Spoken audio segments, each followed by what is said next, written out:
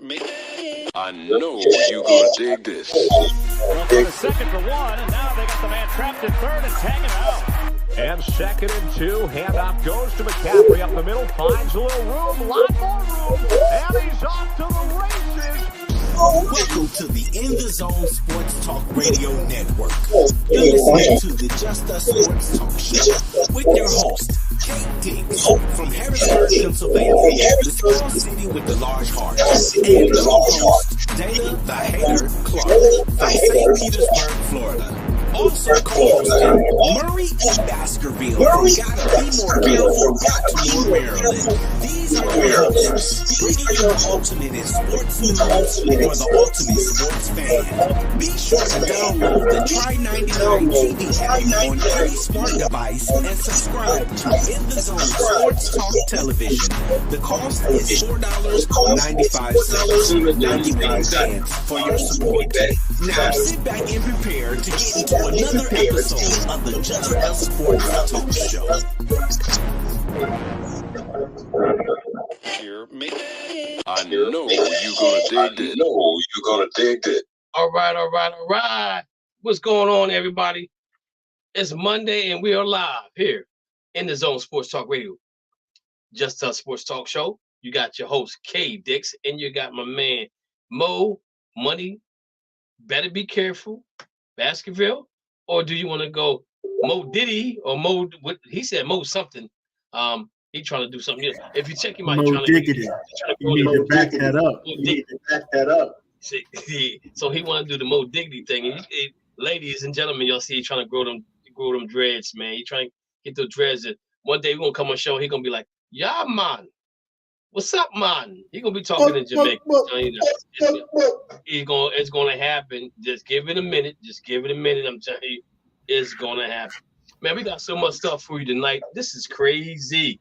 The last 10 minutes of sports on TV has been crazy. Man, did you guys hear about Michael Orr's situation? Did you hear about Ezekiel Elliott signing with the Patriots? Did you hear about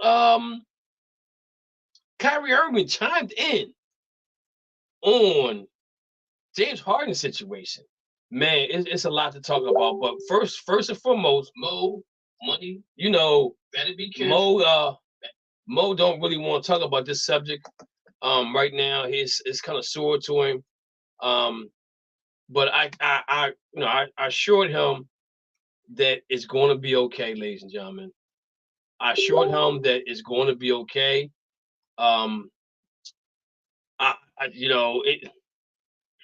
don't know. Being a Yankee fan, it's a little hard for him right now. But I told him, I said, Mo, it's going to be okay. I said, just, let's think positive thoughts that they're going to get in some kind of way. And if they don't get in, that means they'll have time to rest next year and they'll be more healthier next year if they don't get in. I don't know if they're going to get in. You know what I'm saying? I have a hard feeling of them not getting in this year. It ain't over until this fat lady sings, but she's me, and she's me, and on some fellas, on some teams. So let's get right to it, ladies and gentlemen. See, he got the Yankee thing on, and I'm doing back in the day, Jackie Robinson. I can't find my World Series jersey. I think I washed it and I folded it up and just didn't put it away. I gotta look for it. I be hiding clothes for myself. Ain't that crazy? But that World Series jacket. Just like their winning series. But I do have this. Don't turn your head, Mo. Don't turn your head. We got 27 of them. We got 27. Oh man, 27. This is the latest greatest, baby. Latest greatest. Does one equal 27? Anyway, I don't even care about 20. You weren't even born. You weren't even born for like 5 of them. So that's the only thing that counts. And how many y'all has since you've been born? How many y'all has since you've been born? 80, 84, 86, and the last one. So that's 5. No, that's 3. That's 5. 80, 84, 86, and this recently last one. That's 4. That's 4. That ain't even 5. No, I'm sorry. In the no, I was around in the 70s. I got to go back and look and see. I bet. You go ahead and talk. I'm gonna look it up. Because I know we watched some of it. I know we watched some in the 70s too. I know we went in the 80s. That's the problem. Yeah.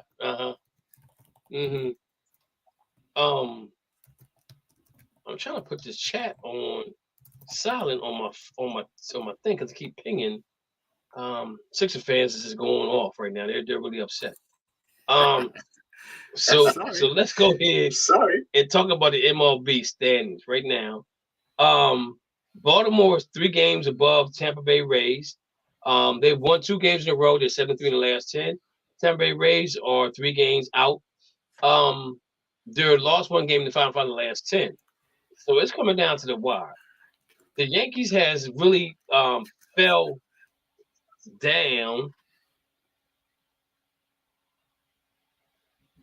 You got 6? How many I got? What year? I got 6. No, what year were you born in? I was born in 76. I got 6 in 76. I was born 65. Nah, we ain't count 65. Why not? I was born that year. I was born that year, so you gotta count that year. You gotta count that year. I was born that year. I'm sorry. You got 4. That's it. My dad. You got 4. That's it. 4? Yeah. 65. 80. 65. You didn't win in 88. You won in 81. You didn't win in 88. You won in 81. You won in 88. 80. You won in 88. 88. Yeah. Okay. And then not again until 2020. Yeah. We should have more. We should have one against the Red Sox. We should have one against the Astros. Because you know what happened. They cheated. They cheated us. And I still think that we should get those rings. I don't care what nobody say. It is what it is. Let me turn my Facebook. You got lucky with Kirk Gibson, man. You got lucky with Kirk Gibson. Yes. But anyway, so the Yankees are in last place, but they got a respectable record of 60-58. They're only 2 games above 500. 13 games out of first place. Lost 2 in a row. They're 4-6 in the last 10. Minnesota Twins are 62-58. They won 2 games in a row. They're 64 in the last 10. The Cleveland Guardians is 4.5 games out of first place. They won 1 game. They're 4-6 in the last 10. Detroit White Sox and Kansas City Royals end up in the end. The West, Texas Rangers are 70-48. They lost 1 game. They're 8-2 in the last 10. They might be the hottest team in the American League right now. I'm sorry, they're not the hottest team. The Seattle Mariners is the hottest team, but you got the Houston Astros. They are 68-51, 2.5 games out of first place. They lost 1 game, 64 in the last 10. Seattle Mariners are still in the running for wild card. They're 63-54, 6.5 games out of first place. Lost 2 in a row, but they're 8-2 in the last 10. The National League, something's going on with the Braves, man. They're losing games, and these games shouldn't matter to them. The Atlanta Braves are 75-42. They've lost 1 game. They're 5-5 in the last 10. Consistency is the best consistency to be a winner. You got the Philadelphia Phillies, who are placed number 1 in the wild card right now, as my friend would say. They're 65-54. They lost 2 games in a row. They're 64 in the last 10. You got the Miami Marlins, who are 62-57, 14 games out of first place. They won 2 in a row. They're 4-6 in the last 10. You got the Mets, the Nationals. In the Central Division, you got the Milwaukee Brewers at 65-54.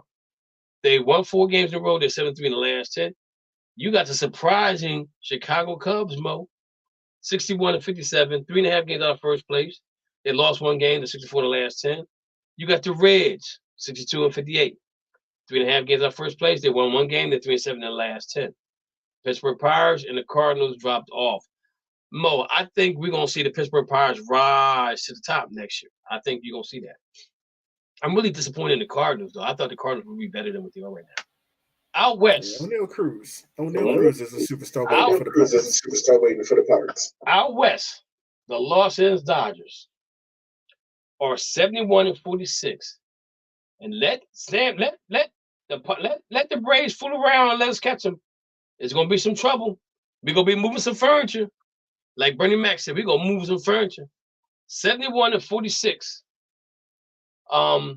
They've won 8 in a row. They're 9-1 in the last 10. Them guys are rolling, baby. San Francisco Giants are 63 and 55. They're 8 games out of first place. They won one game. They're 4-6 in the last 10. The Diamondbacks, the Padres have fallen off. And before we go into the wild card mode, let me ask you a question here.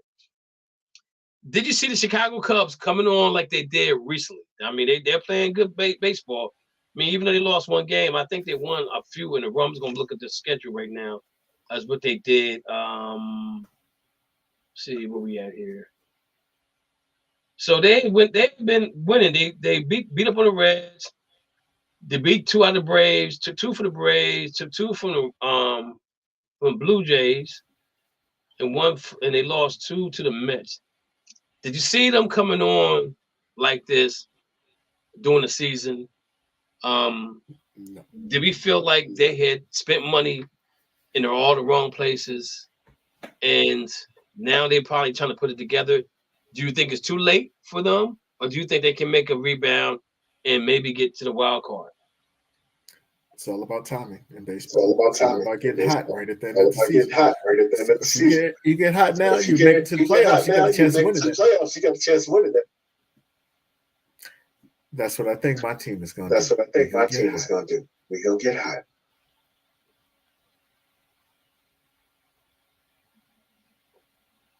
Would you say, Willis? You put it on the board. The Yankees are making the playoffs. The Yankees gonna make the playoffs. Yankees gonna make the playoffs. Let me put this on the board. Yankees will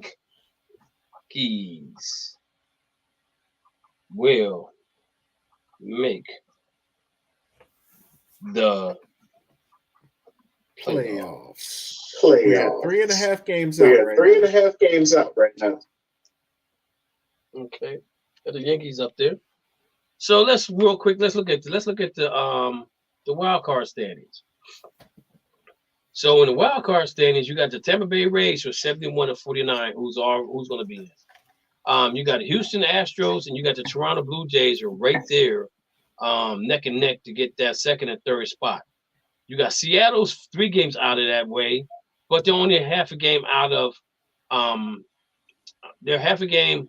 I don't know say how they're half a game behind Toronto when Toronto is 66 and 54, and Seattle is 63 and 54. That's 3. To me, that looked like 3 games. That in order for them to get the wild card. 3 more games that they play. So it's like 1.5 really. It's like 1.5 really. But they actually played 3 games. More. They played 3 more games. Yes. 3 more games. Yeah. Yes. But how's it a game? How's that a game and a half in the wild card? Because they're a game and a half back. Because when you think about it, you got a chance. You got a chance. Win or lose. Either win or lose. So each one of those is a half game. Each one of those is a half game when you have a game to play. Okay. Okay, that makes sense. Then you got Seattle, Red Sox, and you got the Yankees who are 1, 2, 3, 4, 5, 6 down, but only 5 games out of the wild card for real. But what the best they can do is probably try to catch the Blue Jays. Do we want to look at the Yankees the rest of the season? Who they play? We can. Doesn't matter. I know that right now we're playing the Braves. Oh Lord. Okay. So, for the remainder of the season, what we got here going on for the Yankees? So, ladies, just browsing at their schedule, it's a possibility. Okay, so they at Atlanta. They got 3 games with Atlanta. They got Boston, Washington, Tampa Bay, which is meaningful series. Detroit doesn't mean anything. Houston means something. Detroit again doesn't mean anything. Milwaukee does. Boston doesn't. Pittsburgh doesn't.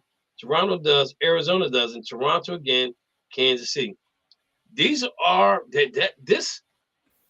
It's left up to the Yankees to do something right here, because you think about it, you got Kansas City that has nothing. Kansas City that has nothing to win for. Toronto does. Arizona doesn't.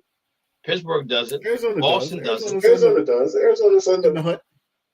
In the hunt. Yeah. Okay. Pittsburgh doesn't. Milwaukee does. Detroit doesn't. Houston does. And they got the big thing here, Mo, is you got Washington, you got Boston, 1, 2, 3. You got 1, 2, 3, 4, 5, 6, 7, 8, 9, 10, 11, 12, 13, 14, 15, 16, 17, 18, 19, 20, 21, 22, 23. You got 23 teams that are probably in last place or not playing for anything. So you got to take the Yankees have to take advantage of that situation right there. If they don't, you can't blame nobody but yourselves for not taking advantage of that. We got to talk about yesterday to blame that. You saw what happened yesterday, right? No, I missed what happened yesterday. They lose. We were up by 4 runs. We were up by 4 runs. Going into the ninth. What happened, man? Did you fall apart? We lost. Fell apart. If we don't make the playoffs this year, Aaron Boone will be fired. And I'm okay with that. He should have been fired. He should have been fired last year, because I don't think he's the right guy for you guys. He should have been fired 3 years ago. National League, he should have been fired 3 years ago. Yeah. In the National League, you got the Philadelphia Phillies, who are +3, San Francisco +1.5. You got the Marlins, the Cubs, the Reds, Arizona Diamondbacks, actually the Padres. And if all these teams, listen to this, ladies, if these teams can get hot at some point in time in the season, it's going to make this wild card real exciting. This is probably going to be the best wild card run that you will see in a long time. So you got the Philadelphia Phillies are 65 and 54. They're +3.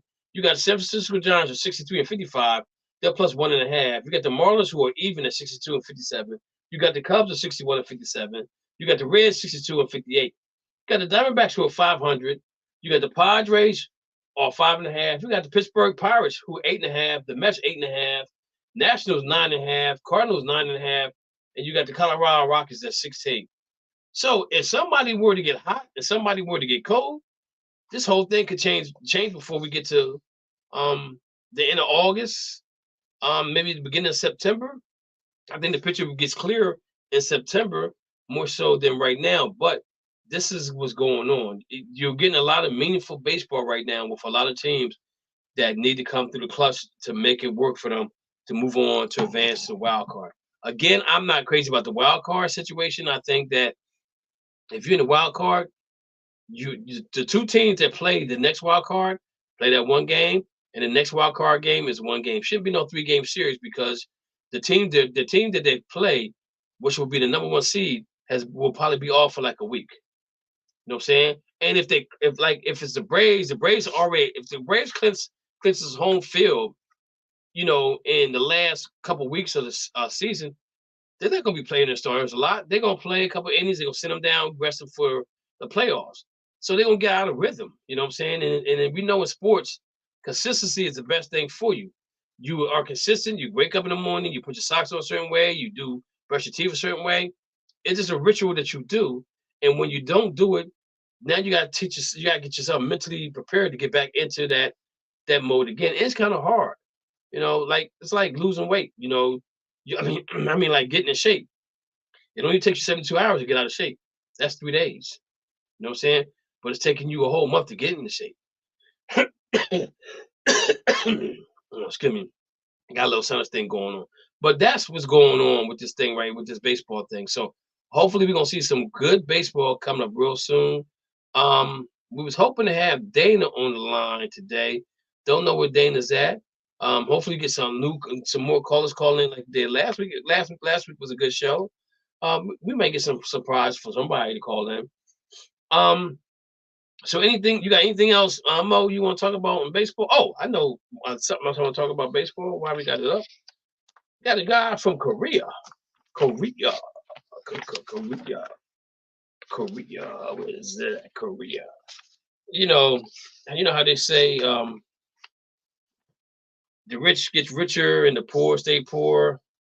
LA Dodgers officially signed highly touted 19-year-old Korean pitcher. Man, the rich get richer. I watched this guy fan down like 8 guys in a row. His name is Hung Yu Sung Jung. The top Korean pitcher prospect was expected to be in the top pick in the KBO draft. However, he wanted to forgo the opportunity to play in the United States. Dodgers gave him the opportunity. Jang is a highly regarded pitcher prospect with incredible pitching mix and the ability to throw 97 miles per hour. The Dodgers were very excited to have a pitcher with this capabilities and decided to show to LA and the rest of the MLB what he can do. The Dodgers have tons of success with international pitchers, including likes of Quintana, Medina, Hideo Nomo, and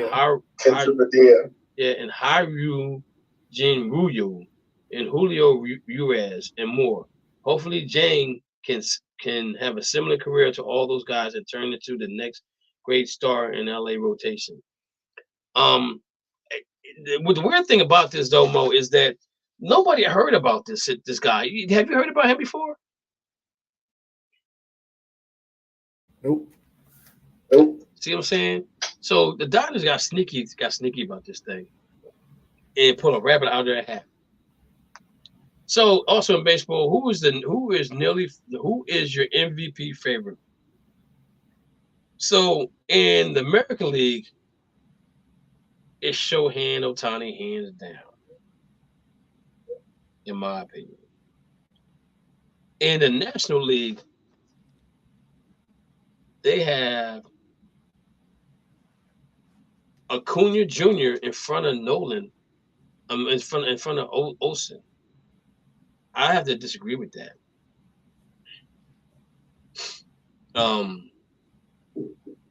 I don't know. Olsen been playing really good baseball. I don't know why he's not the number one. Well, let me look at something here. National. So they have it. They don't have it in any type of order, but they got it 1 through whatever. And 1 was Shotani. Number 2 was Franco, shortstop for the Rays. Matt Chapman, third baseman for the Jays. Randy Arzarian for the Rays. Mike Trout, I don't know how he's in there. And Ronald Acuna Jr. is the first National League player. Behind him, you got Sean Murphy with the Braves. You got Luis Arias for the Marlins. You got Max Muncy for the Dodgers. Mookie Betts for the Dodgers.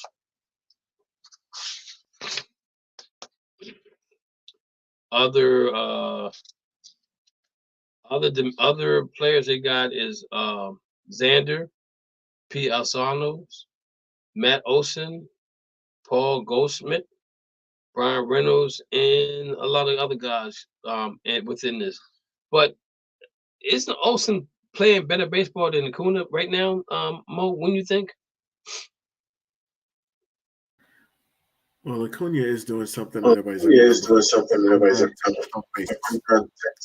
So I get it, but Olsen is usually the one who played him. So that's the difference that you run into is, do you care about who's scoring the runs or do you care about who's producing the runs? So it really depends on the voters. But they're both on the same team, so they're going to cancel each other out. And I think that's going to be the problem with a lot of players canceling each other out because they're on the same team. So we know that Shotani is probably Number one in the American League. In National League, I think Olsen probably is better than Acuna, but on paper it says Acuna is better than Olsen. We would definitely see how this thing works out. Mo, I'm having a rough time talking and breathing at the same time, so we might not last all night with this sinus thing I got going on. We're gonna try to do the best we can with what we got. Real quick, ladies and gentlemen. I can talk about the Yankees all night. And the Steelers.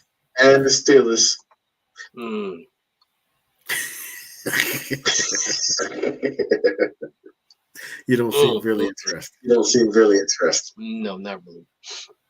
So, real quick, we're going to talk about some college football, and then we're going to go into our Black History moment. So, is anybody out there besides myself think that the Georgia Bulldogs can repeat in the national championship game again? This is the last year of 4 teams making the playoffs. Next year it would be 8, I think it is, or it's 10. Do you remember, Mo? I can't remember which one. I think it's 8. Okay. So next year we're gonna have 8 teams in. Man, it's getting warm up here. Oh man, I need my wife to turn that air on. So with that being said, I kind of looked at Georgia's schedule, Mo, and now they missed a lot of players. This is going to show how good the Georgia Bulldogs really can be going forward. And I'm getting ready to put them in the same category as an Alabama Rolling Tide team, because you don't have their schedule. I guarantee their schedule can't even be in the top 10 schedule. I'm going to have to look and see if you can take a look and see who has the strength of schedule, who has the toughest schedule in college football. I know it's not Georgia. I don't even think Georgia's in the top 10, 15. They might be in the top 25. But I'm looking at the schedule, man. They got UT Martin, Ball State, South Carolina, UAB. First 4 games at home. I don't see them being the problem. Then they go to Auburn. Don't see that being a problem. Then they got Kentucky at home. Might be a little small problem. Kentucky got a lot of guys coming back. Then they have at Vanderbilt. I'm not trying to put Vanderbilt down, but why do they have a football program again? Have they ever did anything other than participate? Have they ever won the SEC or ACC or wherever it was? Have they won anything? Didn't they bring Jerry Stackhouse in as the coach in basketball? They did do that, but I guess you don't know how to. No, it's just deflecting away from football because that's all they got. I guess. They got good academics. Okay. So you might find a Fortune 500 person on the Fortune 500 list from Vanderbilt, maybe. You know what I'm saying? Money don't make happiness. It just brings more worries, more problems. But then you have Vanderbilt. Then you got the Florida Gators, what should be a game. Florida fights really hard. Missouri, in the swamp, baby. At Tennessee and at Georgia Tech. If you don't stop with the nonsense, Georgia, and I'm trying to figure something out here. Why don't they play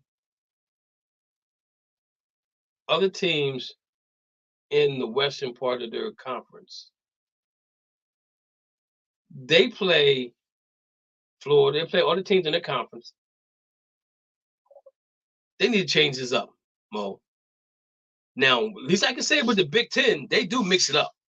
You play other teams in your, not in your division, but in your conference.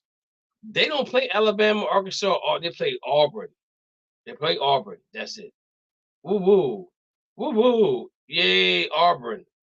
Yay, Auburn. That's who all they play.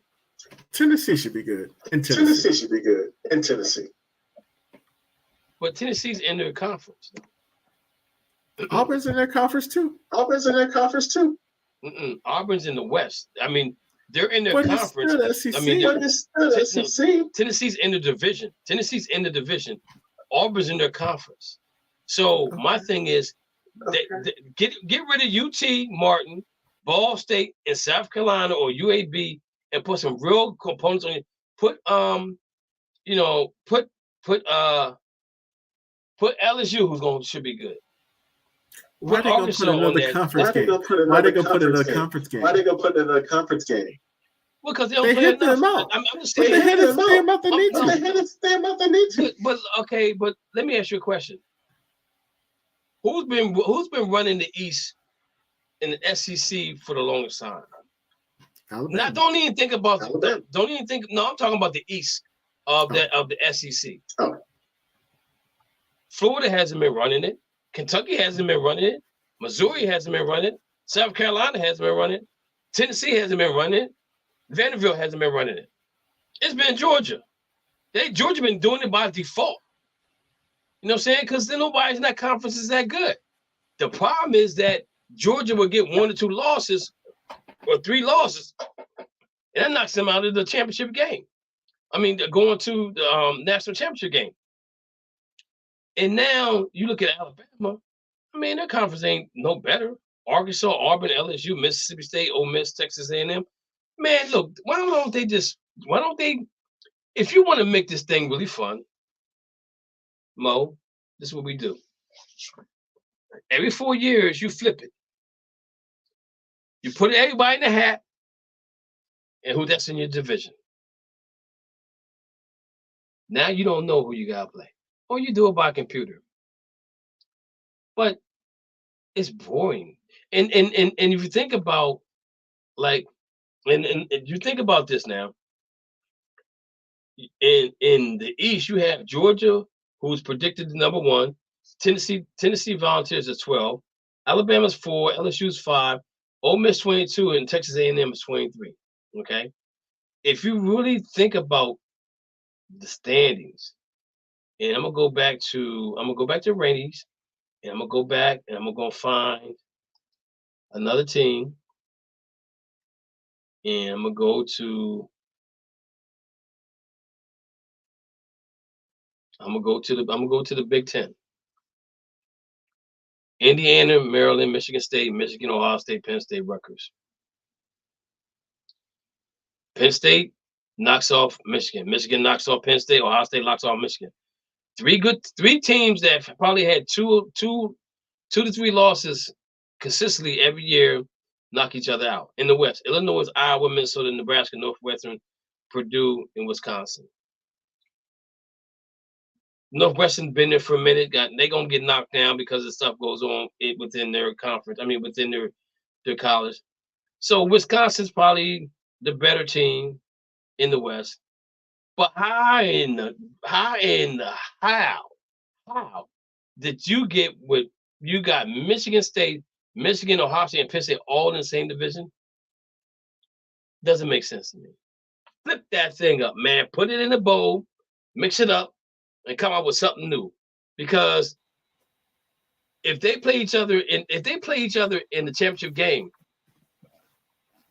whoever wins getting in, whoever loses getting out. Regardless, even if it's if you got 1 loss or not. You know what I'm saying? And this is where I think that college football gets this thing messed up, because Ohio State, Michigan State have been really good the last couple of years, that they should have to play each other for a national championship. If they get in, they shouldn't play each other, because they already played each other at least twice. To play once during the season, they played for, and played once for the season, and that's it. And then they end up playing each other again in a playoff game.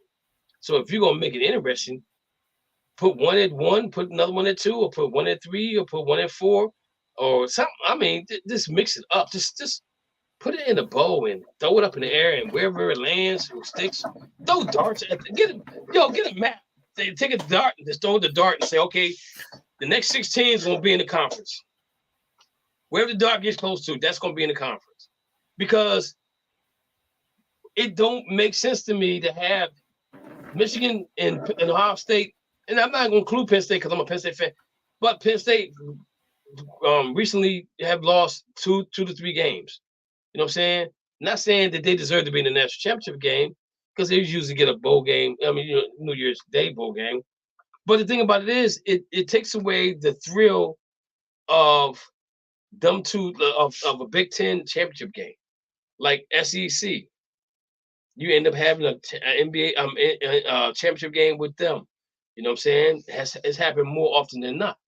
You know, and if I go back in here, Mo, and I go in here and I was like, okay, let me try something different. Let's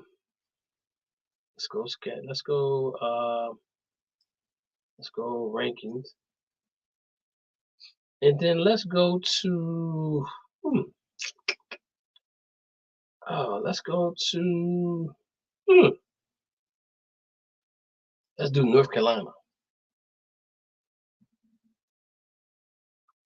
So let's do the ACC.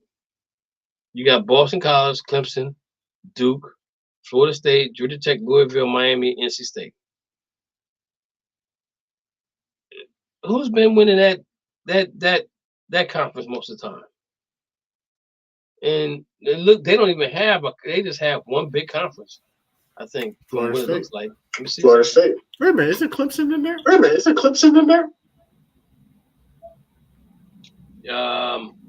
Yeah. So, and they just have one big conference. They don't even divide it. You know what I'm saying? They don't even divide. They have Atlantic and they have Coastal. I don't see that. They just have Atlantic.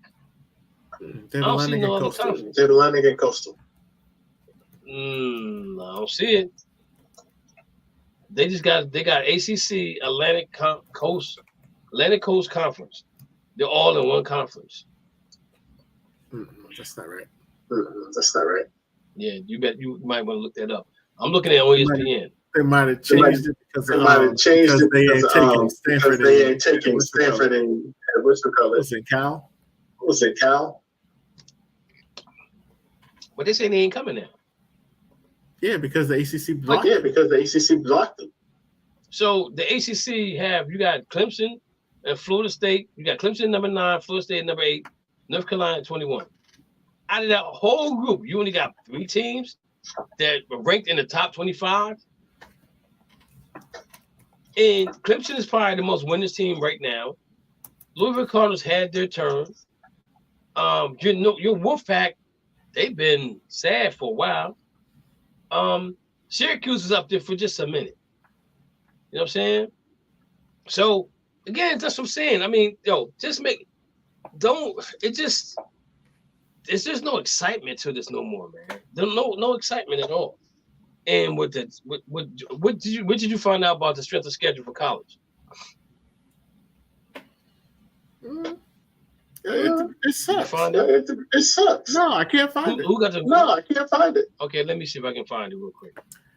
But I did find ACC.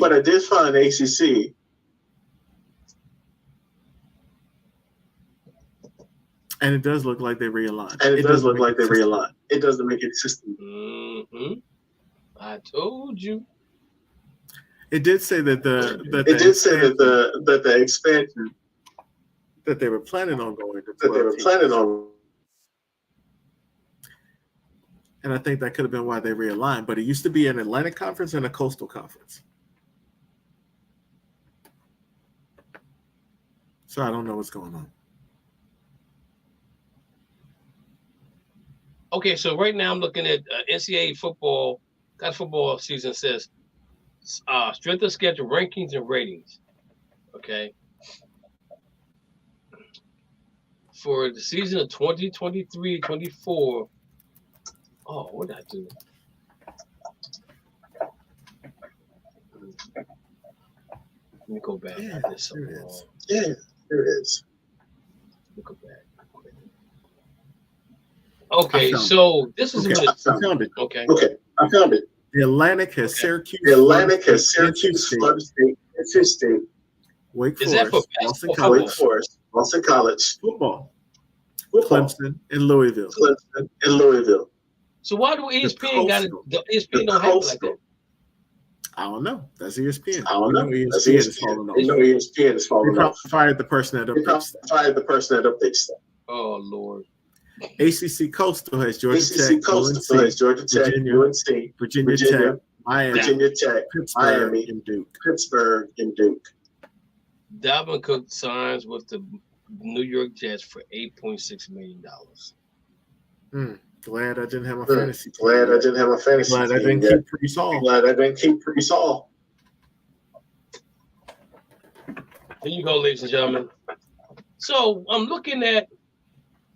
We need to have a bell for breaking news. We need to have a bell for breaking news. Yeah, they said this don't make sense to me. It's not really making any sense to me. How they got these teams ranked on here? Let me try something else because it's not making no sense. It says Alabama rating is 14.6, Ohio State is 13.7, LSU is 12.9, Georgia is 12.8, Tennessee is 11.6, Michigan is 11.5, Texas is 11.4, Texas A&M is 10.6, Mississippi is 10.1, Penn State is 9.2. That doesn't make sense to me. So you telling me that Alabama has a tougher schedule? Nah, I don't believe that. Let me look at something else. Let me try to look at something else here.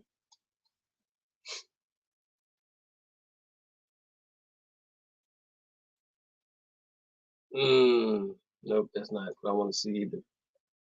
NCAA.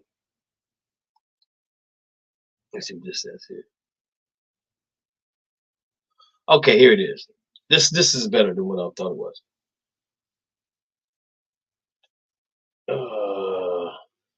Okay, so they're saying the strength of schedule, Auburn is number 1, Colorado is number 2, Georgia, surprise, is number 3, Florida's 4, Tennessee's 5, LSU is 6, Texas is 7, Indiana's 8, Ole Miss is 9, Northwestern's 10, Ohio State's 11, Michigan State is 12, Arkansas is 13, Kansas State, Iowa, Georgia Tech, Vanderbilt, Mississippi State, Alabama's 19, Stanford's 20. Now, how in the devil is Georgia at 3 and Alabama's at 19? But Alabama got more teams that's ranked right now. That's what I'm saying. This something don't make no sense. And Penn State is 28th. So that says to me that Alabama should be playing for the national championship, and Penn State should be right there. If that's what they're talking about, those two teams got a really good opportunity of winning, going for a national championship. It just says, let me click on something. OWP, hardest remaining schedule. This might be what I'm looking for. Hardest remaining schedule is based on the win percentage of all upcoming opponents on team schedule. Records include games against Division I opponents only.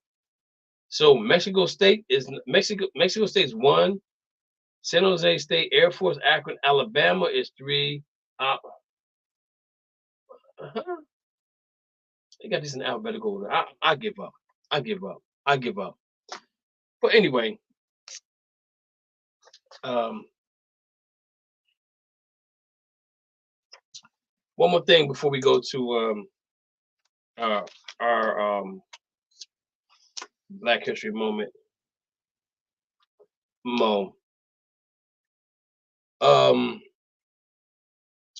Is it too early to pick? Well, no, we'll do this. We'll do this another time. That's another cause. So let's go ahead and knock off a Black History thing. And Mo, I'm gonna let you go first on this one, if you don't mind. No doubt, of course. All right. So I got my boy Ray Kemp. Ray Kemp played for the Pittsburgh Pirates NFL team. For people who don't know your history, the Pittsburgh Pirates were the original name of the Pittsburgh Steelers. We started off as the Pirates before the baseball team and the football team both were the same name until the war, and then the Pittsburgh Pirates were gone, and the Philadelphia Eagles were gone too, because you know what, they couldn't fill their teams because so many players went away, and they became the Pittsburgh Steagles. And then the Pittsburgh Steagles and the Philadelphia Eagles, after the war was over, finally broke up, and then we became the Pittsburgh Steelers. Not the Green Bay Packers from Lambeau Field, but the Pittsburgh Steelers. All right, so with that, Ray Kemp was one of the original players from the NFL. He was one of two African Americans that played for the NFL, and he played on the Pittsburgh Pirates. He was born April 7th, 1907 in Cecil, Pennsylvania. You know what that is, K-Dix? Because I ain't got no idea where Cecil, Pennsylvania is. So he graduated from Cecil High School in 1926. So about 19 years old. After graduation, he actually decided to work in the coal mines for a little while before he went to Duquesne, which some people who don't know their Pittsburgh history would call that Duquesne. How many people you heard it call that Duquesne? Cracks me up every time I hear that. So he actually went on to play football his sophomore year. He won 8 of 9 games in his 1929 team to actually finish the season undefeated. So he was a great All-American, actually, an honorable mention All-American his senior year in 1931. He played tackle, which is that time period was a defensive tackle, or it could have been offensive tackle. Who knows, ladies and gentlemen, because they both were called tackle back in the days, because you had a lot of people playing both sides of the ball. But the thing about it was Ray Kemp played for the Pittsburgh Pirates in 1933. And for people that watched the show last week, we talked about the color barrier was rebroken in 1946. So what happened was Ray Kemp was one of 2 players. The other one was named Lillard, who actually played for what team does Lillard played on? Now I forgot which team. He played for the Cardinals, actually, the Chicago Cardinals. So, and what happened was the ultimate thing that happened was the Chicago Cardinals were actually playing against the Pittsburgh Pirates. And during halftime, the Pittsburgh Pirates coach was talking about Lillard, because Lillard was one of the best players in the team. He could throw, he could pass, he could run. So he was a triple threat. He said, we need to stop that N word right in front of Kemp. Kemp didn't say anything. Kept his peace. He was like Ice Cream Jones when he saw the woman out there walking with another man. He chilled. So, but after that, the coach actually came up to apologize. He's just like, you know what I'm talking about, man. You know what I'm talking about. It's just one of those things where we got to stop that in. That's all it is. You got to stop him. So Kemp said he faced a lot of racism. So did Lillard. They used to both get kicked out of games because it was so racist in the league, and that's when they finally kicked Lillard out of the league. Kemp got kicked out in 33, brought him back in 34, but that's when they signed. Well, they did the handshake agreement that they would not have any more African American players, and that was broken up in 1946. So he is officially the first African American that played. Well, I say black because I consider myself still black. He was the first black man that played in the NFL for my Pittsburgh Steelers, formerly known as the Steagles. Before that, were known as the Pirates. But the thing about him was he also could have stayed with the team, but at the same time, he decided that he just was done after they cut him the second time and went on to just make sure that he had fun. Because what had happened was when he was playing, the white players would stay at the Manhattan Hotel. He was relegated to the YMCA. So he went on to actually talk and actually become a head coach at Bluefield State College. For his first season, he was 8-0-1. So it just showed black excellence at its greatness, because he was actually a great player, but he did not have the opportunity because black people were actually forced out of the NFL back at that time period.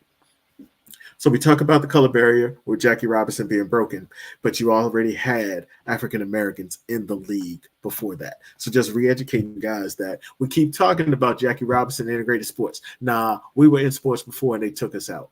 And then we need to just learn our history, because when we know our history, we stop believing the lies that we're being told. And that's all I got to say about that. That's the bottom line. Because Mo Diggity said so. All right, ladies and gentlemen. So the Pittsburgh Steagles. What is a Steagle?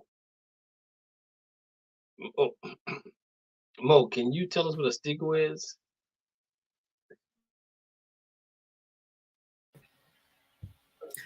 Sorry, it wouldn't unmute me. It's half Steeler, half Eagle. You put them together, you get a Steagle. That's what it is.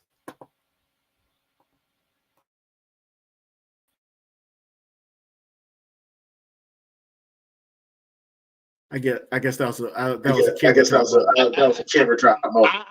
I need you to find out what a Steagle look like, because only I can think of a Steagle is an eagle with a bald head and a helmet, a coal miner's helmet on his head. That means a Steagle. So we gotta figure out what a Steagle is.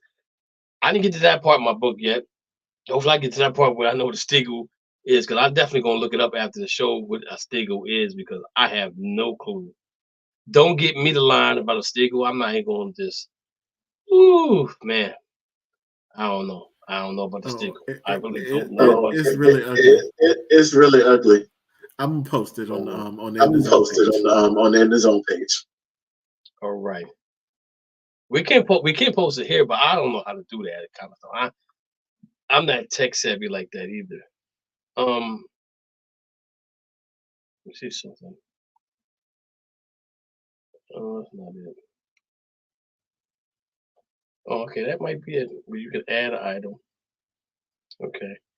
I see how they did it now. I might have to try that out. All right, ladies and gentlemen.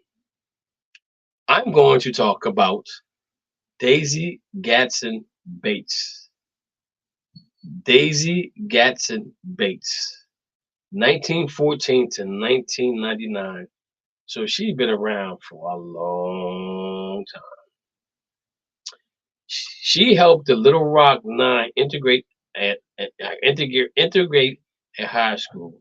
When the Little Rock Nine walked into Central High School in 1957, the entire country was watching.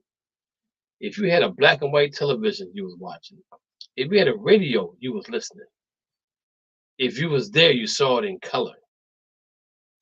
Many saw a mob of cheering white students surrounding a lonely black girl whose eyes were shielded by sunglasses.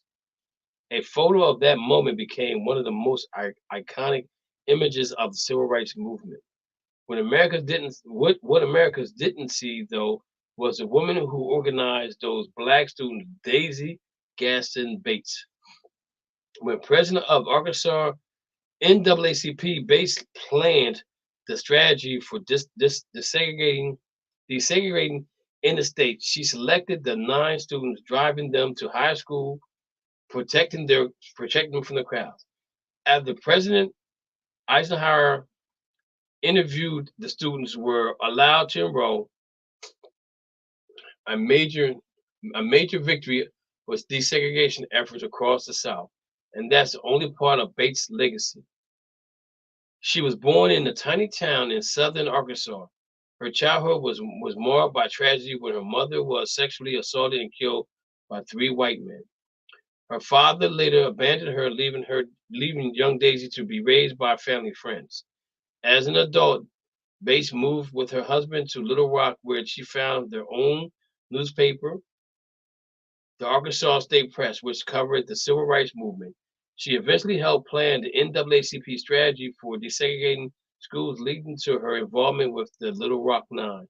In 1960, Bates moved to Washington, D.C., where she worked for the Democratic National Committee and for anti-poverty protection project in the President Lyndon B. Johnson's administration. Her memory lives on with Daisy Gaston Bates Day, a state holiday celebrated in Arkansas each February. Now, my only question is, why I got to be celebrating in February? Was she born in February? Let me look at something. If she was born in February, okay, I get it. But if she wasn't born in February, why I gotta be selling February? That's all I need to know. That's all I want to know. I can't find when she was born, when she died. Just gives the year. Don't give anything else. But anyway, she was a person that really motivated the young people to take on the challenge of going to school. In Little Rock 9, um, Arkansas, Little Rock 9. And if you think about if you think about back in that time, 1957, the country was pretty much at a standstill where whites demanded that blacks never do anything they did. They still had it so that they couldn't drink out the same water fountain. They couldn't use the same bathroom. Um, they still had to walk on the other side. If you see a white person coming to you, put your head down and walk across the street so that you don't entertain looking at a white person in the face. All these things was going on in 1957. And the weird part about it is I was born 9 years later, 1965, which is crazy. 8 years later, sorry, 1955, 1957, 8 years later, 65. Um, and from 1957 to the time I was born, being a baby, my mother protected me, my father protected me. But as I got older, I didn't realize the prejudice that was going on in the world, the racism that was going on in the world. They hid it from me so well. When we would go down south, they hid it from me. We go see my cousins, and them. They hid it from me very, very well. I think my first encounter of racism was um, watching Roots, and our school went on a bus trip down to Florida in the 8th grade, and our bus broke down. We had to stop. We went to a restaurant right outside of south of the border where our bus broke down, and I remember this man saying, "I don't want all these ends in my restaurant." So then one of the teachers said to him, "Well, we all us ends got money, so we can spend our money somewhere else." And when she said that, then his whole attitude changed. Um, and I'll never forget this. I just said, "Can I have some hot tea?" That's all I had. I didn't eat no food. I didn't eat no food or nothing. I just bought the hot tea, which was like maybe 10 cents back then. But again, just thinking back during that time period, man, it's it's it's disheartening when you think about that time back then and how we had to keep proving ourselves and proving ourselves and proving ourselves. Which brings us to what happened in Montgomery, Alabama over the weekend, which everybody has basically put on blast, made fun of, humiliated people of different races, different colors. I feel sorry for everybody that has something to do with the situation in Mobile, Alabama. But you know what? Sometimes enough is enough. And the black people down there got tired of it. When a man threw his hat in the air, that's all you need to know. When a man he looked like Michael Phipps swimming, that's all you needed to know. When a man picked up the chair, that's all you needed to know. When you looked at old boy or old girl's Crocs and see how beat up they was, that's all you needed to know. People are getting tired of being disrespected, especially people of color. And I know this is a sports show, and I'm going off on a tangent right now, but I need this to be said because my show is called Just Us. Okay. And if you look at my logo, I have Africa above the United States. I wish I had it the other way around because Africa is the reason why we have the United States, but it just didn't look right. So I put it in there anyway. So it is what it is. But Mo, if you think about that whole situation, did alcohol play a big part in this? It probably did. It probably did. You know, But as a country, we got to do better. We got to do better. We just got to do better. I'm not justifying on anybody's behalf, but again, black people are tired, and the world needs to know after George Floyd that these young people are not taking anything sitting down no more. They're going to be outspoken. They're going to move. They're going to shake. This Generation X or Millennium, whatever you want to call it, they weird about a lot of things they do. They're weird. They think they're entitled. But you know what, though? They stand up for their rights. You can't get mad at them for it because at some point in time, people get tired. The people get tired. My man threw his head up there. He said, "Yo, okay, what's up? How is this going? This going to go down one or two ways? Simple as that. You know what I'm saying? And it's sad that it had to happen that way because the only thing he's doing is doing his job. You know, and then he gets disrespected the way he did, and Michael Phipps gets in the water and swims over. I know he had to be tired as heck getting out that water. He probably was like, but he was ready to swing. He was ready to get his swing on. But again, people, I'm telling you, I'm not saying that we're going to have a civil war. I'm hoping that doesn't happen again. But if we don't start respecting each other, it's not going to get better. We're going to go backwards. And I don't care what color you are. If you treat people the way you want to be treated, you will never go wrong, no matter who they are. I say, "How you doing, sir? How you doing, ma'am?" to anybody. The color has nothing to do with it. It's all about respect. It's all about how I was raised, you know. And I expect to get the same respect back in return. Like Mo, one of the things I hate more than anything else in the world is open the door for somebody and they don't say thank you. And when they don't say thank you, I say, "Well, you're welcome," and keep it moving. You know what I'm saying? When you got somebody you work with and they walk around like this, so they don't got to speak to you, I say, "Good morning. How you doing?" They say, "Good morning." And then you got the ones that really don't like you. You say, "Hey, put your hand out. How you doing?" The reaction is they got to put the hand out because that's just a reaction. You know what I'm saying? But again, you're trying to be nice to people. But again, I want to pray. I want to pray for everybody down there that this thing comes out for the better for everybody within reason.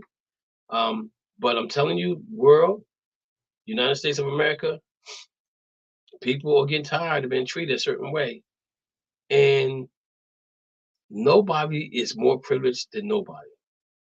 Because if you want to really be technical about it, we all are immigrants to the United States of America. None of our family was born here. Our roots didn't start here. Everybody's roots started somewhere else. So what makes you think that because your roots are from Ireland or England or London or Australia or wherever, that your roots are better than the roots that came from Africa? Now, the ones that came from Africa came in a different perspective. They came over not because they wanted to, but they had to, but they had to, or they was forced to. You know what I'm saying? And since we're here now, you might as well deal with it because we're here. And we ain't going nowhere. We're getting bigger and bigger and bigger and bigger. And before you know it, certain people are gonna be in the minority. And what they're gonna do then? How they gonna react then? You know what I'm saying? But again, we come to you with some education about Black history. I try to stay a little bit away from sports because I want you guys to understand where we came from or what we do or how we talk about what we talk about. Because at the end of the day, if it weren't for certain people in sports, we probably wouldn't be doing what we're doing right now because there was a Black person that started this, was first person that did it. And then you have people that have branched off and did it. And so they're giving us the opportunity to do the same thing. So I want to thank them for helping us get to where we're at as far as what we're doing. And we try to do the best we can. We represent them as well. So, Mo, any comments before we move on?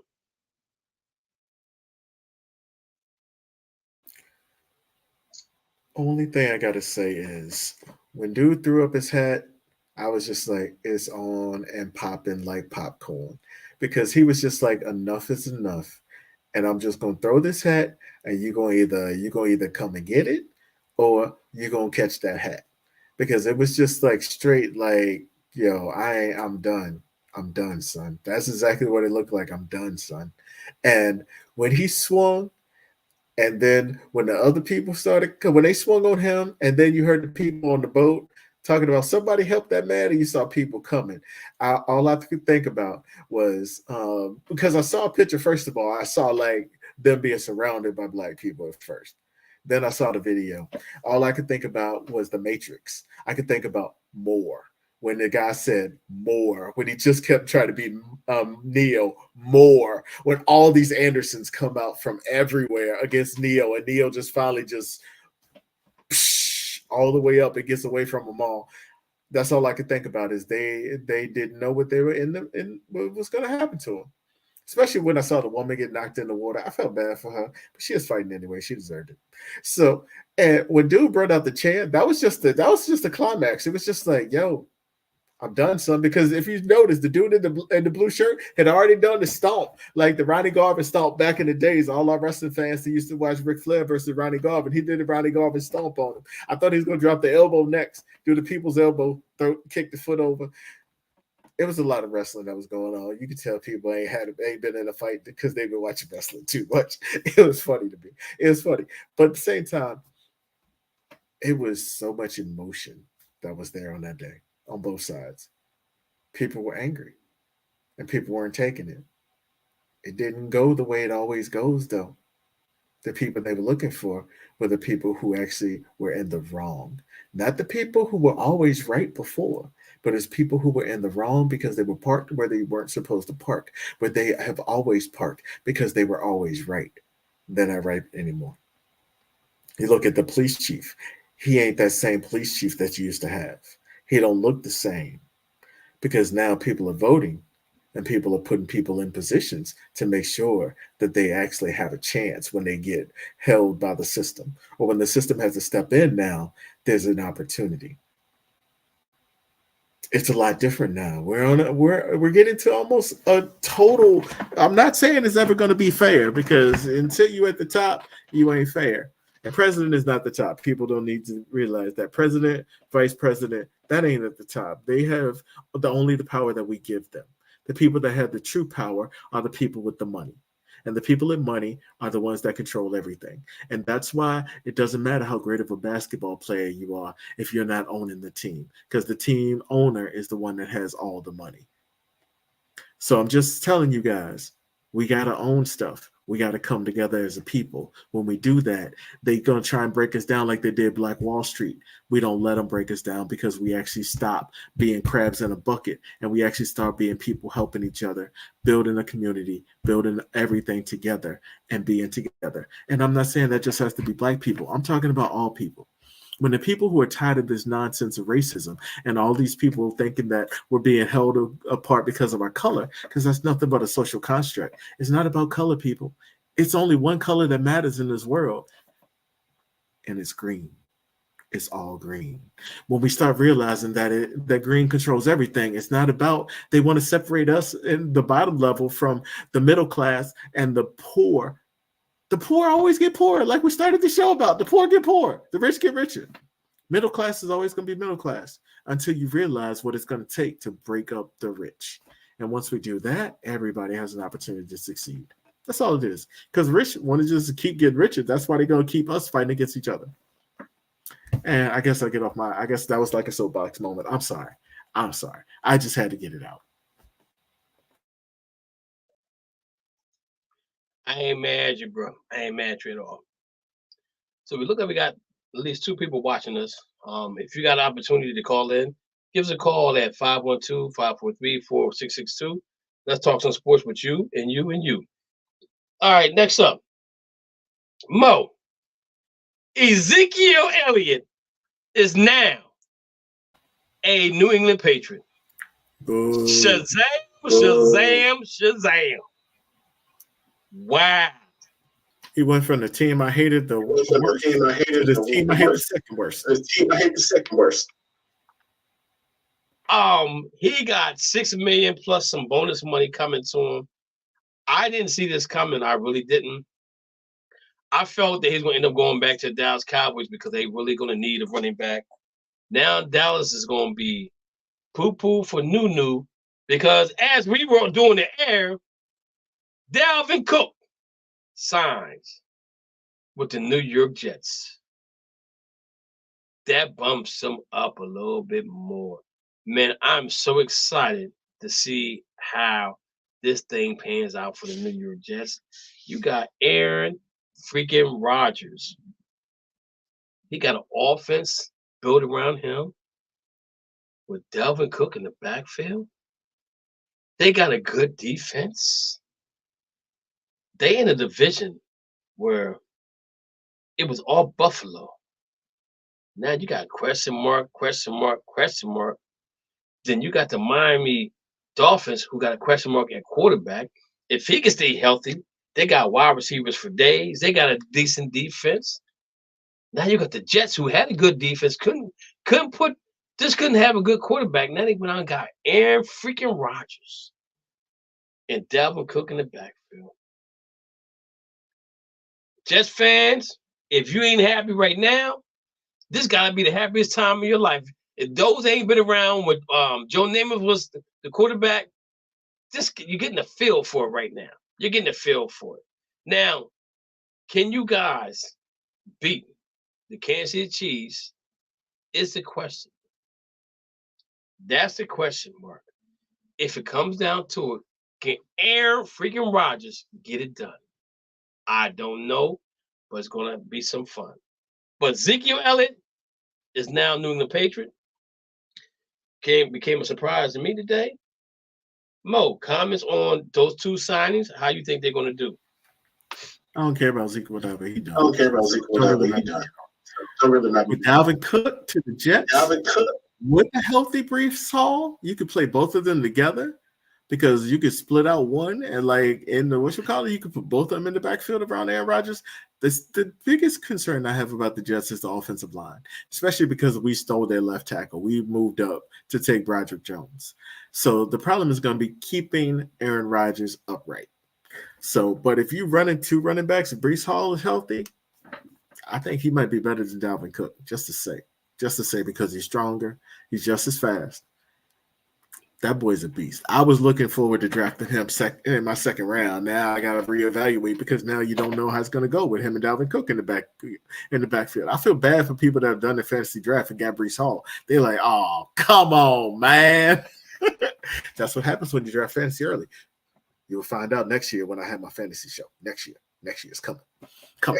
Anywho, all I got to say is this. The Jets going to be nasty. Question for you. Now, you just said something about the offensive line. Do you think the Jets go ahead and trade some draft picks to the Minnesota Vikings? To Green Bay Packers, get Bakhtiari? Nah, I don't think they got the money for it. It's like $20 million. They don't need the money. They just need the draft picks. If they got the draft picks and maneuver some things around, I think they can make it happen. But that's the only weakest link that we're talking about with the Jets, right? It's an offensive line. They have two good tackles though. They have Dwayne Brown and they also have Becton. So if both of them are healthy, both of them can play left tackle. But the problem is neither one of them has been healthy in the last 2 years. That's the problem. So if both of them are healthy, they're okay. But we'll see. Okay. So the Jets did their thing. Jets did their thing. Patriots did this thing. I don't know how many wins that gives the Patriots because I think the Patriots are probably going to be in last place regardless in that division. I feel like all three teams could get in the playoffs in that division. I feel the Jets could do it. I think the Miami Dolphins could do it. I think the Buffalo Bills can do it. I think Buffalo Bills takes a step back though. I think that division is up in the air now with all the moves the Jets made. And if their defense can stay healthy, they're going to be hard to beat. That division is a division that everybody's going to want to look at. Everybody's going to be excited to watch them play. It's going to be really good. If Tua can stay healthy, that just makes that division even better, man. I'm telling you, it makes it even better. Next up, ladies and gentlemen, Johnny Manziel said he almost committed suicide. I prayed. I hope that he is in a better place than he's ever been in his life right now. That he didn't. That he a good thing he didn't go through with not committing suicide. But bro, I gotta talk about you. Everybody know that I'm a Browns fan. I was really disappointed in them drafting Johnny Manziel. I just knew he was going to the Dallas freaking Cowboys, right? I remember that draft like it was yesterday. They drafted who did they draft first? They drafted, I think, a corner or somebody like that in the first round. And they came back and they was at 22 or something like that. And they went back down to get the draft Johnny Manziel. They said that Mo, I don't know if you watched it it's on Netflix or whatever, but the dude had a workout with the Cleveland Browns, a private workout with the Cleveland Browns, drunk, right? Guess who his receivers was? One was an agent, one was a trainer, and one was somebody that was just standing by just to watch the game. They were his wide receivers. The wide receivers didn't show. For some reason, the wide receivers didn't show up for this workout. Mike Holmgren, I think, was the GM at the time, if I'm not mistaken. A pick freaking Johnny Manziel. I was so mad at that draft pick because come to find out in this documentary that his family wasn't as rich as they wanted to portray it. His best friend was the one that basically was doing everything. Johnny was doing signing autographs and things like that. He was drinking. He was doing drugs. Even before the draft, I guess he did some drugs, and he just was. They say he was drinking Gatorade, drinking everything to get everything out of the system. This guy was completely off the chain.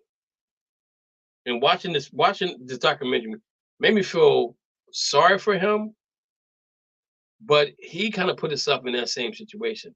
I'm mad at the Browns for drafting him because I didn't want him on my team as a Browns fan. He put us back 4 years.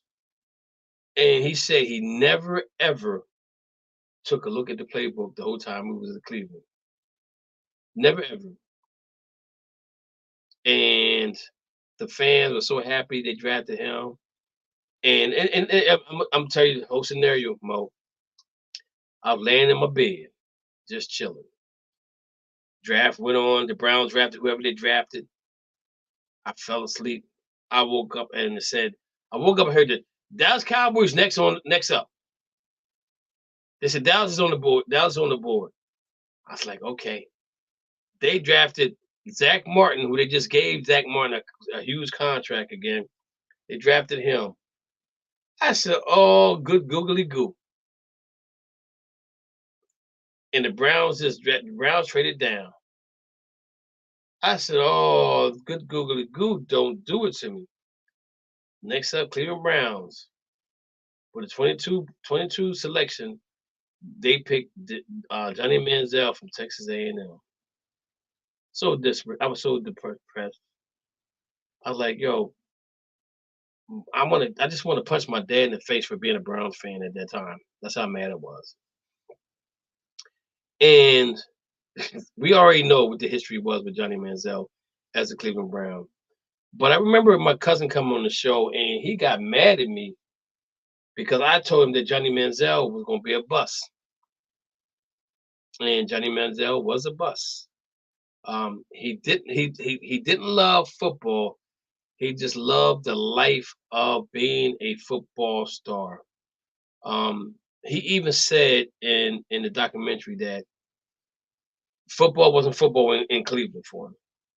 And I guess it probably wasn't football for him in Cleveland because he made shit up. They said he was drawing the plays in the dirt. You know what I'm saying? That he wasn't listening to nobody. And then Cleveland said, okay, enough is enough. We're going to let you go. You know what I'm saying? And so again, the documentary did open my eyes up to a lot of things, but a lot of the things that happened to Johnny Manziel is because Johnny Manziel allowed it to happen to him. You know, the drinking, the drugs, the alcohol, and he was doing it in the high school. They said it was a saying. They said, if you win, you sip. If you lose, you sip, or something of that nature. So if they lost, they still was drinking. If they won, they was drinking. You know what I'm saying? And this was in high school. So he already came into college with a problem, and he came into the pros with a problem. Again, I'm glad that he didn't commit suicide, because that's the worst death that you could ever do to yourself. That's a sin that they say God doesn't forgive. Killing yourself. So, but I just want to bring Johnny Manziel up because I'm really mad at him because he wasted 5 years of my life. 2.5 years of my life as a Cleveland Brown fan. We could have been 2 years ahead of where we are right now, winning a Super Bowl ring because of him. But I hope he gets his life together. I hope his life is together right now. But Mo, he said, I never even opened the playbook for the Cleveland Browns. I know you like that, didn't you?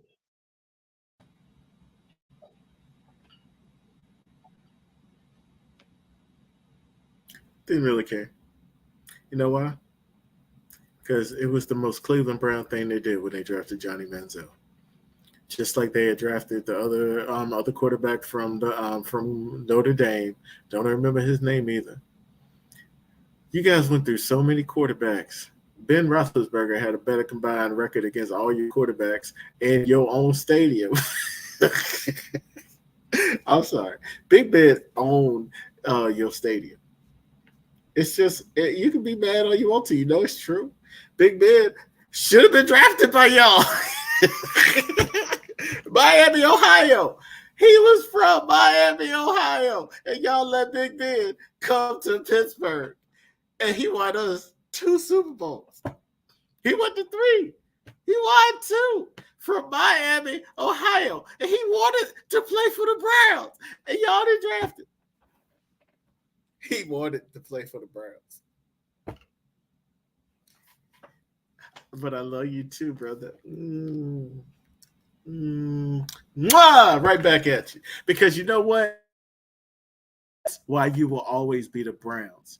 You got 2 championships in Baltimore because they are the true Browns. You a franchise team. You are what they call you? An expansion team. You still an expansion team. So you ain't got to worry about what it rings. It takes a long time for expansion team. I'm talking about Johnny. Why you going off on the Browns? You supposed to be talking about Johnny Manziel. See, that's where the hate just goes so deep inside. Don't you understand what I'm doing? Johnny Manziel didn't open the playbook either.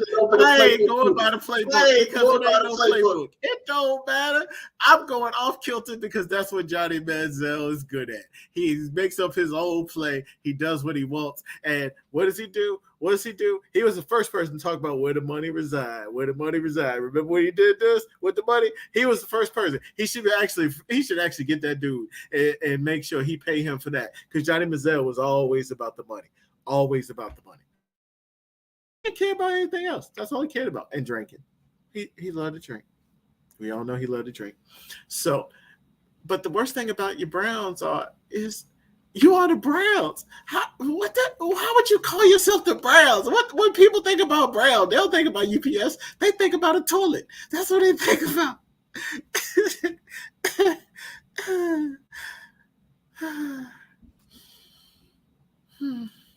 Okay, I think I'm done now. Ladies and gentlemen, he's laughing, right? But last time the Browns played the Pittsburgh Steelers in the playoffs, who won? That's all I gotta say. You hold on to that one little moment. Hold on to that one. Because it's the most recent win we got in the playoff against any team. Y'all. Okay, I think you won another game after that. No, I don't think you did. I don't think you did. We did because we ended up playing Kansas City Chiefs for the AFC Championship game.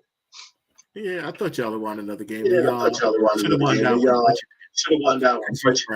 Yeah, but Baker Mayfield didn't call the timeout or called the timeout the wrong time. Another white quarterback that y'all drafted. Okay, so let's move on. We're gonna move on. Yeah, I don't know if you guys know about this or not, but Mike Orr and the Tuohys are going at it for $1 million. What's going on is that supposedly they didn't sign paperwork for him to be adopted by them. They signed paperwork to control his money. Now that Michael Orr has found this out, he's suing them for millions of dollars. And the thing about it is they're saying it's really hard for him because this is the family that took him in and helped him become who he is now. But financially wise, they did some shady stuff, right? It's all going to come out too. I just feel sorry for him. You know what I'm saying? And that's one of my favorite movies. And now when I watch it again, I'm going to have some issues about it.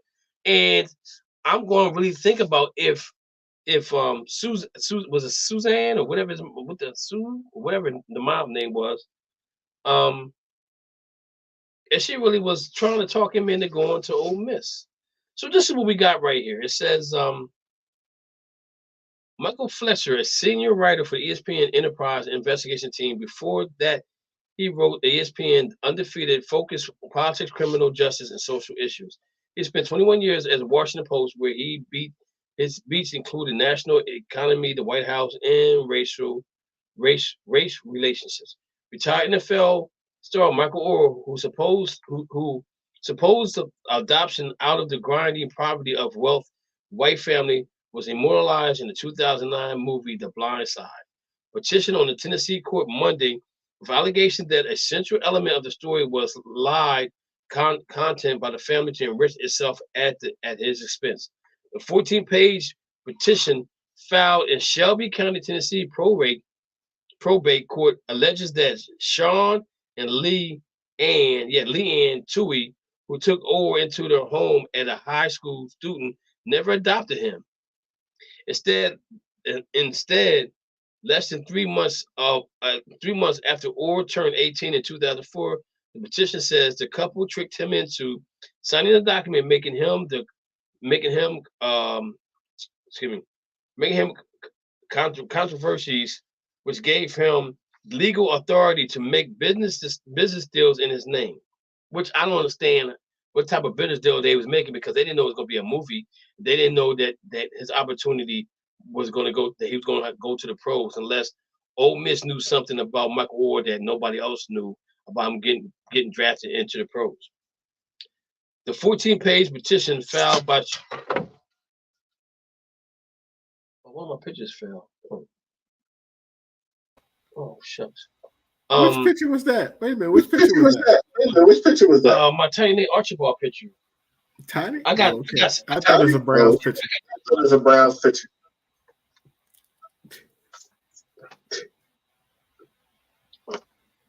My little stickies on the back unstuck. Okay. I gotta get some more sticky. I got some two-way tape. I'm gonna fix this up. I'm gonna fix Tiny Nate up. Tiny Nate. My boy Tiny Nate. So it says a 14-page petition filed in Shelby County, Tennessee, prorated Sean and Leanne Tuohy, who took Orr into the home at a high school. Well, I read that part already. Oh, wait a minute. Tricked him into signing a document making themselves. Okay, I read that. The petition further allegation that Tuohy used his power to strike a deal that paid them and their two birth children $1 million in royalties for Orr's Oscar-winning film. They earned more than $300 million, while Orr got nothing for a story that would have been existing without him. In the years since, the Tuohys have continued to call the 37-year-old Orr their adopted son, and have used their assertions to promote the foundation, as well as Lee and Ann Tuohy worked as an author and a motivational speaker. The lie that Michael adoption is one upon while co-conservator Leanne and Sean Tui have enriched themselves in the expense of Ward. The unsigned Michael Orr, the legal file says Michael Orr discovered his lie in a charring embarrassment in February of 2023 when he learned that the conservatorship to which he consented on the basis that doing so would make him a member of the Tui family. In fact, provided him no family relationships with the Tuis. Family did not immediately return phone calls Monday to number listed for them. So Mo, what happened basically is he found this out in 2023 that he really wasn't adopted.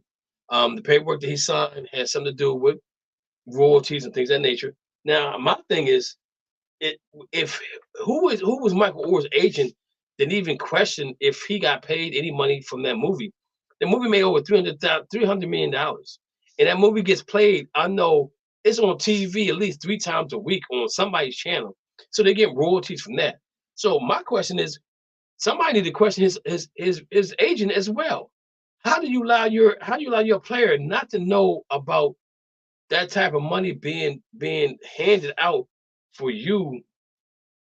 Even though after you retired, he still had an agent probably. And I want to know what uncovered this from the very beginning, that Michael now wants to sue them. And I can see him suing the mom and dad, but the brother, the little boy, and the sister, I don't think really had anything to do with this. I just think they came along for the ride. Because he bought AJ's first car. He bought AJ's first car for him. You know what I'm saying? And the Tuies had money because he owned Chick-fil-A's or McDonald's or some kind of restaurant. You know what I'm saying? This doesn't sit well for me for the simple fact that it has a dirty look that white people use a black kid that was in poverty for for financial wealth that he didn't share with him. Mo, what's your thoughts? So the Tuies own like Kentucky Fried Chicken, Pizza Hut, and Long John Silver's. That's what they own. I just did a quick search for Michael Orr's agent. They say on Google, I'm quoting Google. I'm not saying this is true, but I'm quoting Google. Google says it's Deborah Brennan, and it says that she is a close family friend of the Tuies and the same lawyer who filed the 2004 conservatorship petition. So if that is true, that kind of makes sense why his agent would also not fight for him, because she's the same person that signed everything else that has put him in this situation. So sometimes you got to learn about trust and family, because family do you wrong. They do you very wrong. And it's sad that you think you have people who are your family who are just taking advantage of you. Just another thing that we talk about here. That's every family, though. I thought me and K Dix were family. Thought me and Dana were family. He always throwing Dana under the bus. Am I next? Do I have to worry about me? If something happened to me and I missed the show, does he call me out? Do I need to watch the shows? Because you got to watch these people sometimes. You got to watch people who say that they family members, because he loved to talk about my New York Yankees. When his Dodgers go out in flames in the playoffs, though, we ain't going to hear nothing about baseball. And I'm going to be right here in my Yankees thing saying, told you so. And you should have put it on the board, because that's what's going to happen. But I do feel bad for Michael Orr. I really do. Even though he was a Baltimore Raven. I don't hate him. I don't hate him. I don't hate the Ravens. But I do hate Philly. I just had to put it in because I got to have a plug that I hate Philly every show.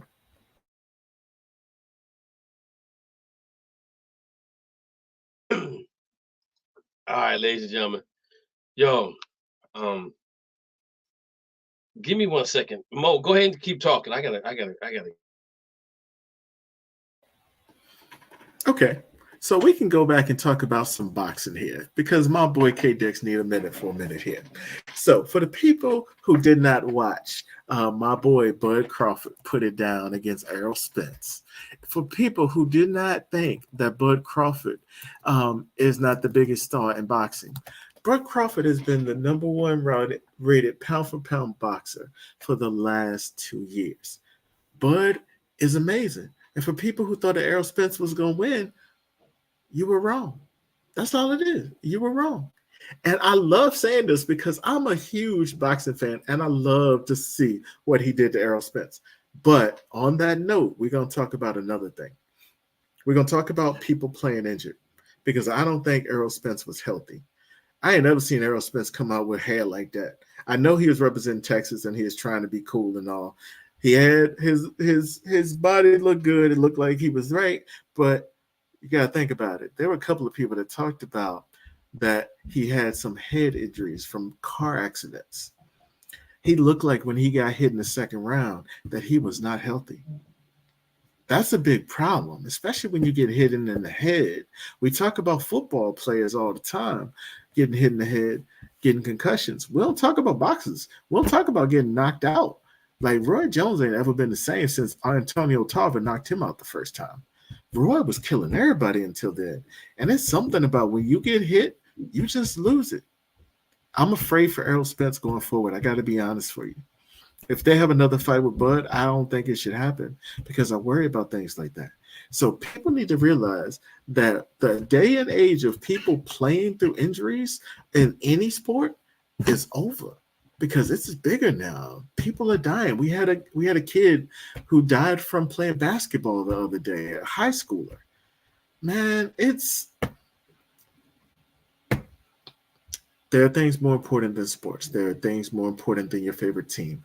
People's lives are on the line now. And I don't want to see it happen in the boxing ring. I definitely don't want to see what happened to DeMar Hamlin happen on the football field again. But at the same time, I also don't want to see it in the boxing ring. I don't want to see it anywhere. I want to see it on the football field. I don't want to see it on the basketball court. And people aren't going to realize it until it happens to somebody that people truly love. It's already happened to Len Bias with me. It's already happened to Reggie Lewis, two guys that I truly loved that died because of different things going on within their hearts. Len Bias, drug-related. Reggie Lewis, they said there was some drugs, but it wasn't that actually took his life. But at the same time, people are dying now. So people need to realize there are bigger things than your favorite team. If a guy is sitting out, even Brittany Griner came out last week and had to take a mental health day. We knew what she went through. We knew she was held in prison. Some people, I even said it when she was first there, that hey, you shouldn't have brought the CBD into Russia. You already know what the rule is. They made a statement with her. That's what Russia did, and that's what happens when you go to another country. That's why we might say that the USA is messed up. It treats black people poorly, but we still know it's the best country in the world because we can say this stuff. We can talk about it. Even though it might not change, we can talk about it. You go to another country, you talk about it, they might kill you. So I know what's going on in other countries because I have friends that live there. I know people that live in different countries that say that they want to be here because of everything and the best opportunities that fall in the U.S. So just think about that when we're talking about players. We're talking about players playing injured. We're thinking about people who just need a mental health day. I used to joke Kyrie all the time. I get it now, bro. You just need a day. Everybody needs a day. I needed a day on Friday. I need a day today. I need a day every now and then too. So seems like Kevin Diggs needed some 15 minutes. I don't know if he was choking up he was about to punch me because of all the time I was giving about his Browns. But hey, there's still love here, Kev. Don't kick me off the show. Don't kick me off. You ain't got no side partner anyway. You ain't got no co-host. You need me. You want me on that wall. You need me on that wall. You need me on that wall. Yo, let me ask you a question. You said Reggie Lewis died because of drugs? You didn't know that Reggie Lewis was also on drugs? No.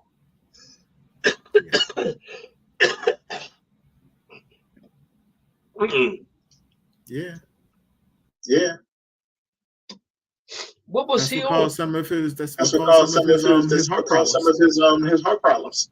What was he on? I don't know if it was cocaine. It was something. I don't know if it was cocaine. It was something. I'll send you something. Now I know they was talking about there's a possibility that he might have been on something, but I didn't think that was for real. But rest in peace, Richard Lewis. I still got your jersey number 35. Ladies and gentlemen, if you watched the Buffalo Bills this weekend, you saw my man Damar Hamlin out there on the football field. He did say that Dr. Snooter Lewis used cocaine. Wow, that's not good. I didn't know that. And sound like we got Lou on the line today. Lou, what's going on, brother? Right. Okay. I mean, it's got to be remarkable. I mean, back in January when he thought he was never going to play again, it was on the field. Yeah. He's losing his life. Yeah, it's an amazing story. If you got a chance to watch the Buffalo Bills this weekend, you saw Damar Hamlin on the field, and the guy's still playing. He's playing reckless, but he's playing football. He's enjoying himself. He's loving life. This is what he wants to do. You gotta respect him to go back on the football field to play the game of football. It just goes to show you that things are getting better to help us enjoy our life better when it comes to football. Even Zach. Mine's going blank on me. Young man that we talked about on here that had a heart attack. He is fully. Bronny James. Bronny James. No. Zach, the one that lives here that had a heart attack that played baseball a while ago. Yeah. I know you're talking. Yeah. He has been fully cleared to play sports now. And talking to his aunt, everything that he needed to do, he was always ahead of the curve. When they put him in the ICU, he's supposed to be in a week. He's only in for like 3 days. Then they put him in rehab. He's supposed to be there for like 2.5 weeks. He was there for maybe 10 days, or 7 days, whatever. The numbers didn't equal the time. And I guess because he was healthy, he was a healthy kid, so all his organs were still young. So that allows him opportunity to play, come back and play baseball again. We got to give our hands, just put your hands together if you can, for all the doctors and medics out there that has learned how to solve a puzzle when it comes to keeping people around a little bit longer than what they expected because of complications they may have that nobody saw. So, Damar Hamlin, I'm glad that you made it back on the football field, brother. Keep doing what you're doing. All respect, all love. I hope to see you play a long time. Make sure you get some generational wealth money before you leave out of this place. Next up, Cowboys give Zach Martin a piece of the pie. Zach Martin got 6 years, $84 million sign. He signed for 84. Wait, I'm sorry. Zach Martin will receive a raise across 2 years remaining on existing pat. The new contract will see him earn $18 million per year, which represents an increase of more than $8 million in total compared to what he was previously making. Zach Attack got paid. And I'm trying to figure out more. I just think that maybe they knew this was coming and they set some money aside because next year they're gonna have to pay Micah. Especially if he stays healthy and he makes the Pro Bowl again, he's gonna get paid. For him to make the Pro Bowl 3 years in a row as a rookie and you got a 4-year deal coming up, they're gonna have to renegotiate his contract and give him the bag. So Martin, thank you. Martin, we want to thank you we want to say congratulations to you getting your bag from Dallas Cowboys. And I don't think it's gonna make that big a difference with your boy Zeke. With Dak, because what we're hearing is his hands is tied offensively. They're going to be running the ball more than throwing the ball. So, again, congratulations. So James Harden has came out and said that Daryl Morey is a liar. So me and Mo was sitting here before the game, before the show, trying to figure out what did he lie about. And we came up with some conclusions, some things about what we think he lied about. I'm gonna say this. I think he went to the 76ers just to get away from the Brooklyn Nets. And last year there was rumors that there was a handshake that said, "You take a pay cut now, I'm gonna take care of you next year." Okay, a handshake. If that was that did happen, that's tampering. Okay, and so if it's tampering, then it's illegal. And if it's illegal, then somebody's gonna get in trouble because you cannot renegotiate a contract once you negotiate it until the end of the year. So this is what I think happened, and Mo can give you his side, and if Lou has a side, he can give you his side. So this is my thought process. He came to Philadelphia, and he played, and he wanted a contract extension. They say take a pay cut so we can bring in other players like PJ Tucker and whoever else, so that we can contend. Not that I'm a Celtic fan, and not that I hate the Sixers, but bringing James Harden to that team made them better, but it didn't make them better than the Celtics. It wouldn't have made them better than Brooklyn. I mean, than Miami. It probably wouldn't have made them better than Milwaukee. But they had to try something for Embiid because Embiid is getting impatient right now.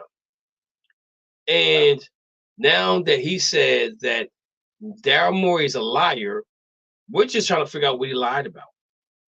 And I think that it has nothing to do with the money. I think he wanted to leave Philly,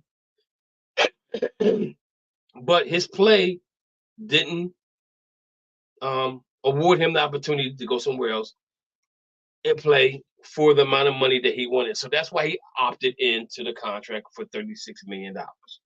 Opted in and said, I want to be traded. Now, I haven't heard James Harden say, I want to go to the Clippers. I heard everybody else say it. I heard Damian Lillard say, I want to go to Miami. But I didn't hear James Harden say that he wanted to go to the Clippers. I'm not saying he didn't say it. I'm just saying I didn't hear it. Okay? But now let's think about this for a minute. If James Harden wanted to go to the Clippers, the best way he could get to the Clippers was through a trade because the Clippers were not going to pay him the $37 million he got from the 76ers because his play didn't warrant it this year. Okay? So James Harden got to be mad at himself. Now, did Morey say or promise him something else other than you're going to get paid? From the sounds of it, he did. Kyrie chimed into it and said maybe he lied about negotiations. Maybe it was a handshake. But my thing is right here. A handshake don't mean anything to me unless it's in writing. And I'm not mad at James Harden for wanting to leave Philadelphia. I'm not mad at James Harden wanting to go to, as everybody else said, to the Clippers. But what are the Clippers going to give up for him to go to the 76ers? What do the Clippers have that the 76ers want that's going to make them better? Yeah. Even if you bring in Paul George, okay? Does it make him better than Miami? Does it make him better than, well, I'm not even going to include Miami because I don't think Miami's going to be that good because all the pieces they lost. Yeah. But it's going to make them better than Boston. It's going to make them better than New York. It's going to make them better than Milwaukee. You know what I'm saying? This is what you got to think. And now you got Embiid talking about, man, I want to get out of here because now you disrespected me by firing the coach that got me the MVP because James Harden threw him underneath the bus, and now James Harden doesn't want to be here. And so now you're going to leave me with nothing. And now James Harden says, don't trade me. I'm not playing. I want to go. And if you watch the last 2 games of the season, Game 6 and Game 7, he didn't show up at all. But you just opted in for $37 million and asked for a trade to maybe go to the Clippers. And the Clippers don't have anything in return to give the 76ers. I'm a little bit confused on how this is going to go down. But I'm going to say this to you. I think James Harden does leave Philadelphia, but not for what Philly going to get back. Now, Morey can play hardball if he wants to, like he did with Ben Simmons. Ben Simmons was a whole different story because Ben Simmons had a 4-year contract in front of him. James Harden got 1 year. He got 1-year contract. And you can call it expiring contract if you want to. You know what I'm saying? And depending on who you trade him to, they may talk him and stand, yo, stay because we got something good. We got something special here. Especially if he goes to the NBA Finals, whatever team he goes to, they're going to look at it like, oh, we need to tweak this and we need to tweak that. So you got to come on, stay here and let's work this thing out. But my whole thing about the situation is I never liked Daryl Morey in the first place. And when he went to the Philadelphia 76ers, I said to 2 of my friends, I said, yo, he's up to something. I don't like him. I said, Doc Rivers is going to be fired within 2 years. I said, and Embiid's going to turn around and he's going to ask to leave. If we know what we talk, and we heard Embiid say earlier this year, I want to win a champion. I want to win a championship here or somewhere else. He said that. So the handwriting is on the wall for the 76ers to start the process 2 over again. The sad part about it is the NBA is not going to allow them to take 5 years in a row to get great players. That's not going to happen again. So Daryl Morey better figure it out soon. Now, will James Harden still be there doing camp? Probably so. Will he end up going to the Clippers? Probably so. But I think you're gonna like Damian Lillard. There's gonna have to be more than one team involved because the Clippers can't afford him to come in just with a paycheck. You can give up some draft picks, but that draft picks doesn't equal to money, right? So how do you figure this thing out? Philadelphia's in a pickle, right? And the juice is leaking out of the glass. And so every time the juice keeps leaking, the pickle gets a little drier to where it becomes a cucumber or a dried up pickle that don't have no taste to it. So Philadelphia's in a situation right now. And I feel sorry for Philadelphia 76ers fans because if Embiid leaves, I believe a lot of fans are going to leave. You thought they lost fans with Iverson. Man, look here. My one friend said to me, he said, if Embiid goes to Boston, I'm done watching basketball. I don't think Embiid going to go to Boston. I think Embiid will end up as being South Beach. I think he wants to play with Jimmy Butler again. So that's my take on it. Again, I think that James Harden played himself. And if James Harden wanted to leave, he should have left last year. He should have asked for a trade during the season. Say, okay, I'm open to a trade. I don't care where you send me. Even though in the back of your mind, you're telling them, the Clippers, but you're not telling nobody else this stuff. Because we know after Street Clothes said he wanted to go to LA, how much turmoil that made for the Los Angeles Lakers and the rest of the NBA, and then how they fix up the draft for them to get the number 5 pick to send with Street Clothes to LA so they can get the Street Clothes guy. It's all fixed. It was all fixed. I don't care. Nobody say you can't maybe believe nothing different. But it just eliminates all of that. If there's a team that you want to go to, let your organization negotiate with them in good faith and behind closed doors. And once the trade is made, then you can do all the talking you want to do. But that's where these guys are getting it wrong now. They're getting it wrong. So, Sixers fans, I feel for you right now. But come September the 24th, it's on and popping. And if we beat y'all all 4 games this year or 3 games or whatever we play y'all in, it is what it is. Now we're gonna get Mo's take, and we already know Mo don't like Philadelphia at all. He don't like nothing in Philly at all. So Mo, give me your take on what you think about James Harden. I don't like him. He's from Philly. Actually, he's from Houston. He likes strip clubs in Houston. That's why he don't like Philly. He need to go back to Houston. Embiid, the process. I thought the process was finished. Looked like the process is about to restart. You had Jimmy Butler. Could have drafted Jason Tatum. Could have drafted Jaylen Brown. Didn't. Philadelphia Phillies, y'all suck too. Philadelphia Flyers, I don't even care about hockey since the black man got the stick up the head. You got another team. They don't even care. I don't care about them, even though they good. They stocking. They trying to do everything to win a championship. You should have just kept Nick Foles. That's what you should have done. But I like Jalen. Hopefully he'll do well for y'all.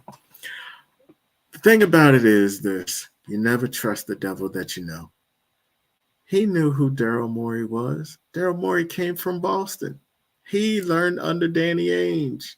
Danny Ainge is the most ruthless GM there's ever been. He traded Paul Pierce and KG to get Jaylen Brown and Jason Tatum. He might be the smartest GM in the world, but he is the most ruthless. He actually had to ask KG to trade him, though, but he gave him a great opportunity in Brooklyn. Daryl Morey is even worse than that. Daryl Morey is just like, hey, I'm going to trade you from Houston because I don't like you. Then I get to Philly. I'm going to trade for you because I want to pay you, and then I don't pay you. That's even worse, man. You can't trust these. These GMs ain't loyal. We already know that, though. We know them. We know who they are. These owners ain't loyal either. Think about what Jim Irsay said about what you call it, about Jonathan Taylor. Said, hey, a couple of years from now, ain't nobody gonna remember Jonathan Taylor. I'm still gonna be the owner. That's what I told y'all people. It's about money. That's what it's all about. But Philly took my money, and that's why I'm still mad at Philly. I ain't gonna ever like Philly. Y'all took my money. Y'all know my cost shouldn't have been told. And y'all gonna learn a little bit more of the story eventually. But Philly, I still don't like you. Get a real superhero. Rocky's not real.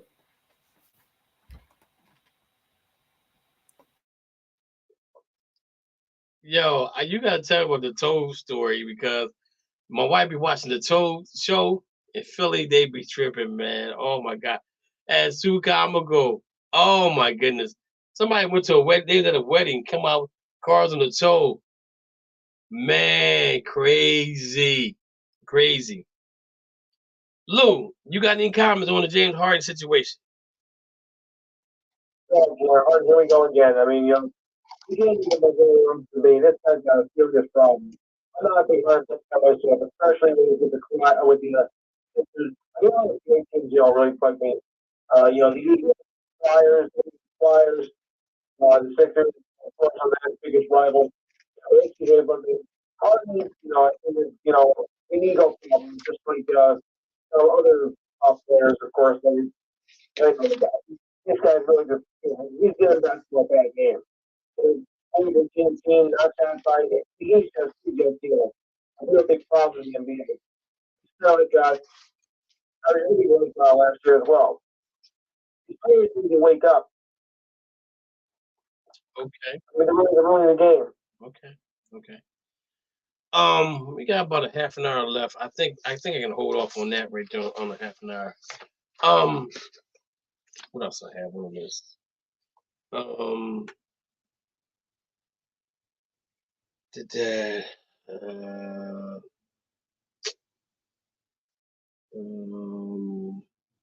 Trey Lance. So why is Trey Lance in the news right now? A quarterback that may be getting traded to the Buccaneers because Baker Mayfield. They don't know if Baker Mayfield can get the team where they need to go. I think they're doing Trey Lance wrong.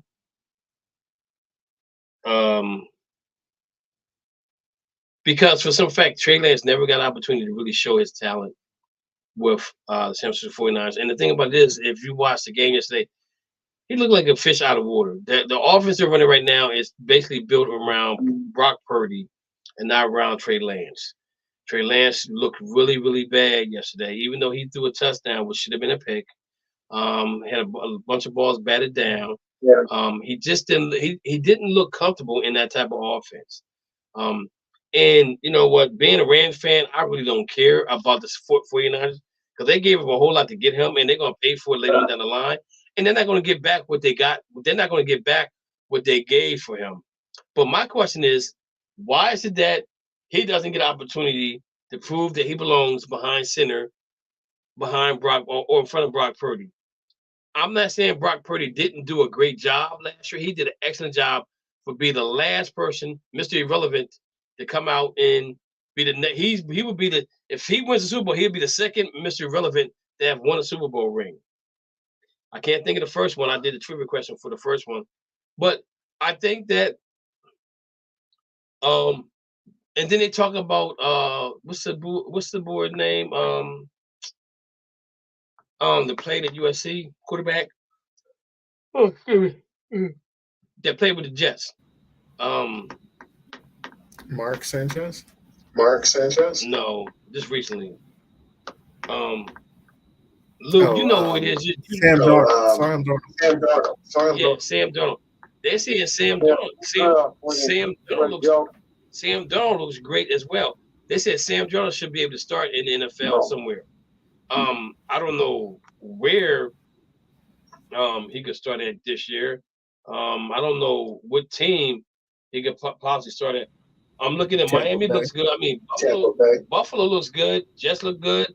Patriots look good. Dolphins look good. Pittsburgh, Baltimore, Cleveland, Cincinnati, Houston, Jacksonville, Indianapolis, Tennessee, Vegas, Chargers, Kansas City, Denver, Washington, maybe, Giants, Dallas, Eagles, Detroit, Green Bay, Chicago, Minnesota, maybe, Saints, Falcons, maybe, Tampa Bay, maybe, Carolina got a quarterback, Seattle, Cardinals, maybe, Rams got a quarterback, 49ers.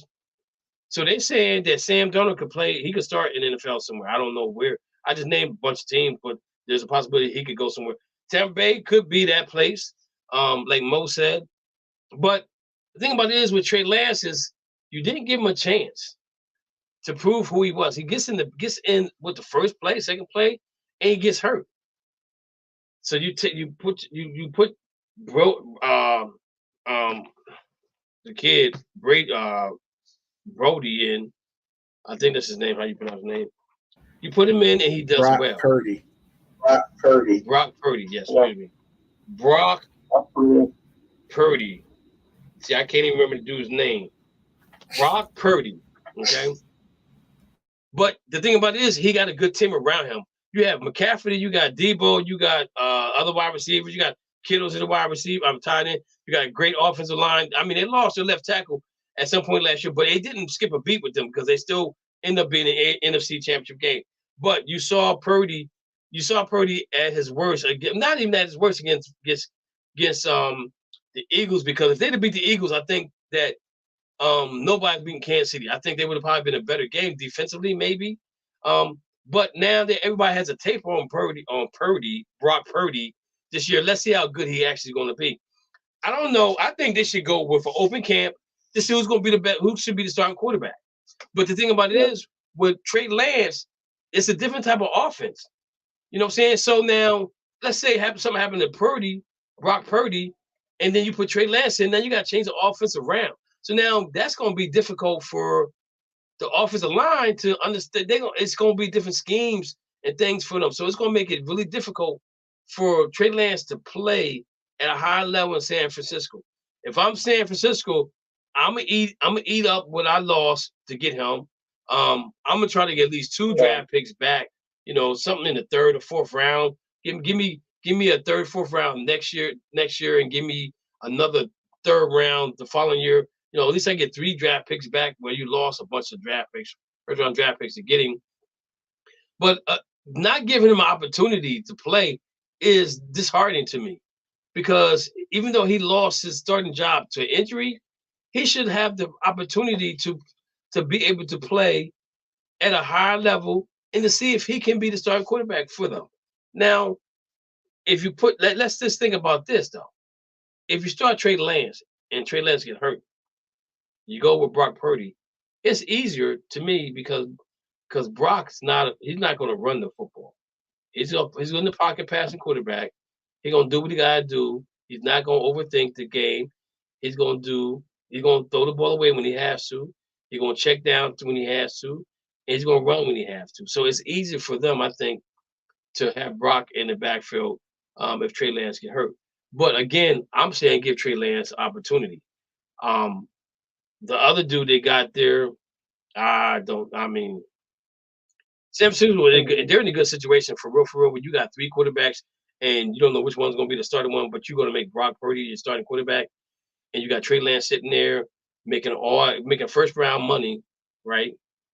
And you're going to try to trade him maybe to Minnesota, who's looking to move on from Cousins, or you looking to move him to Tampa Bay, who needs a quarterback, eventually needs a quarterback because Baker Mayfield this might be it for Baker Mayfield. So he does have some opportunities to play somewhere else. It's just that why can't he get the opportunity in San Francisco? So you basically saying that because he got hurt and he took you to the NFC Championship game, he has no opportunity to ever to battle back or even even to challenge him for being a starting quarterback. And I'm gonna tell you, the NFL is so smart. Defensive coordinators are so smart. Brock Purdy, his second year, I don't know too many quarterbacks. I think Ben probably was one. Aaron Rodgers probably 2 off the top of my head that had a better sophomore season than they had a rookie season because you just couldn't pick them 2 apart. But most quarterbacks in the second year, they don't do well. Go ahead, Mo. Aaron Rodgers did his first 3 years. Well, what I'm talking about when he got the opportunity to play though. No, that don't count. So Ben won a Super Bowl in the second year. That's what I'm saying. That's what I'm saying though. That's what I'm saying. Those 2 players, their second years in playing a full season, nobody could pick up on what they were doing because they were just that good at being a second-year quarterback, right? But Aaron Rodgers was a fifth-year quarterback. Played in the second year. He did in his second year. But yeah. He sat back and read the newspapers and the playbook and so the thing about it is, let's see if Jordan Love gets the same type of love that Aaron Rodgers got going forward in his second year. I mean, it's what's his 3rd year. This is his 3rd year working on a 4-year, 3rd year working on a new contract. You know what I'm saying? So he has a lot to prove too. But I'm just saying though, most quarterbacks second year, they struggle because everybody knows about them.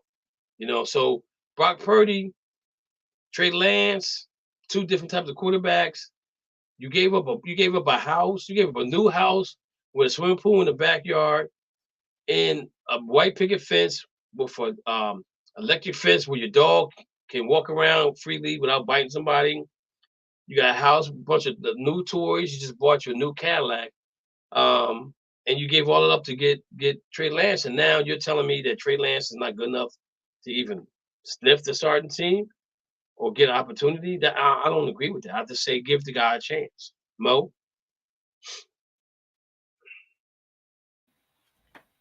I agree with giving him a chance, but Brock Purdy took you to the NFC Championship game. He proved he was cool under pressure. He proved he was worth it. I think you try and recoup. If you can find a team that's going to give you a first-round draft pick for Trey Lance, you do it now before he flames out and gets hurt again. Because you already got your quarterback. You got your backup quarterback. But at the same time, you know now after everything that happened last season, you need 4 good quarterbacks. So they probably still looking for another one to put on their practice squad in case something happens because they know they were maybe a quarterback away from getting to the Super Bowl last year. So, but I don't take out Brock Purdy because Brock Purdy actually played cool enough to get you to the NFC Championship game. Trey Lance got hurt again. So, yes, he deserves a chance, but at the same time, not for the San Francisco 49ers. I think they found their quarterback, and they don't want to take away his confidence by actually benching him for nothing that he did wrong except for getting injured in the NFC Championship game. So, That's why I don't see that happening for Trey and San Francisco unless Brock Purdy gets hurt.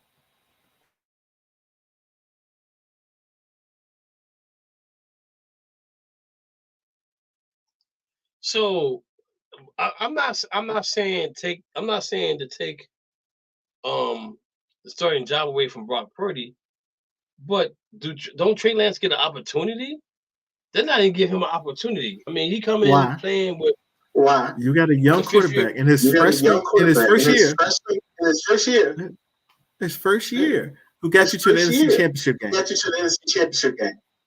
You don't bench that dude. So let me ask you a question.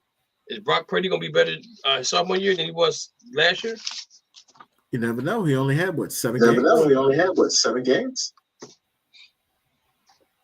It was that enough. Every game except for the NFC Championship game. He got hurt again. So was it enough? So you think that's enough material for them to believe that he could be the starting quarterback going forward? Until a guy loses a game that he finishes. I don't bet you. So let me ask you a question: Do you trade Trey Lance? If I can get a first round draft pick. If I can get a first round draft pick next year for him, they're not going to get a first round. They're saying the best they can do is they can probably get two third. They can get a third and a fourth, and maybe another third. The year after. I keep it there. If I'm at least getting a second, I'm keeping it. So what you do with Sam Darnold? Do you keep Sam Darnold around? That's why they're talking him up to try and trade Sam Darnold. They only talk about the guys they want to trade. We've seen Sam Darnold play. I don't believe nothing they saying about Sam Darnold. I don't believe nothing they saying about Sam Darnold. I'm sorry. I just don't. I've never been a Sam Darnold fan. And Sam Darnold, when he showed off against the Penn State Nittany Lions his freshman year. His sophomore year, he played Ohio State, who plays a pro-style defense, and they lit him on fire. Right? That's why I'm not confident in Sam Darnold at all. And I just don't. I mean, I'm just saying to myself, I'm putting Brock under this microscope. I'm gonna see how much pressure he can take, because when you don't know I'm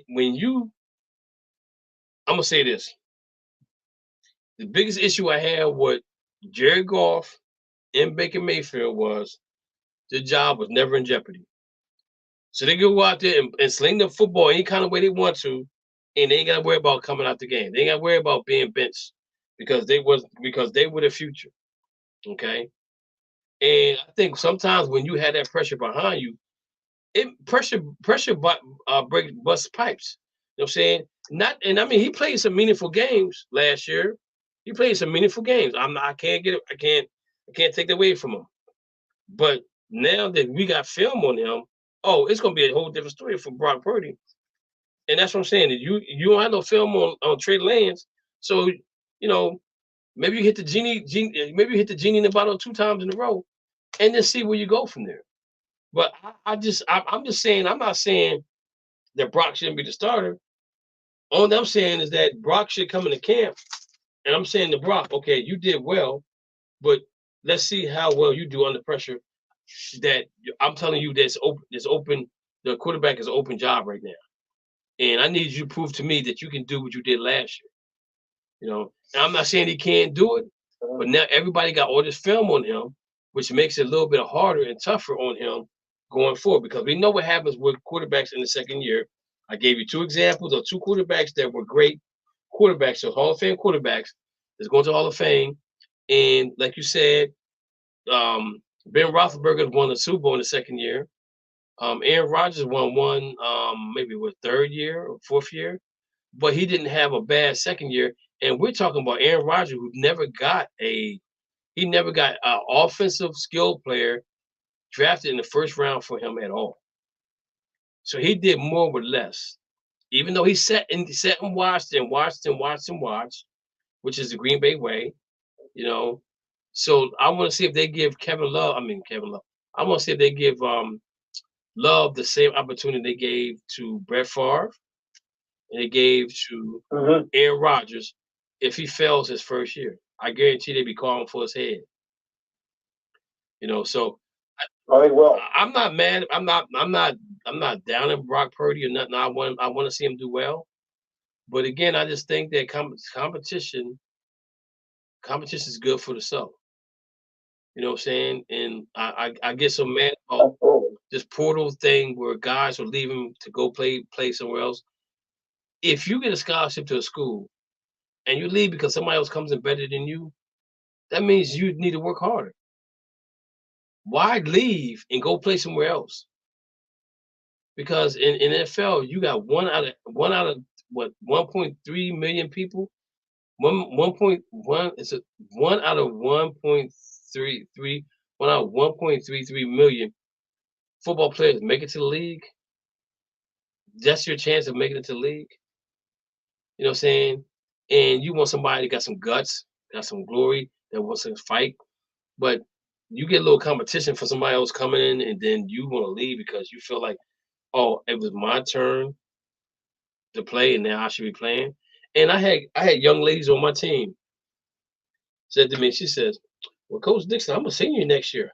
I'm making a team anyway." I said to her, "Who told you that?" "Oh, that's what we do." "No, that ain't what I do." I said, "What you can do is improve your basketball game, your basketball skills, and you'll probably, if you're better than the persons in front of you, behind you, you get a chance to play." But what happened was there was 2 freshmen that came on the team, the 9th grade, they got their spots. They didn't even come out for basketball.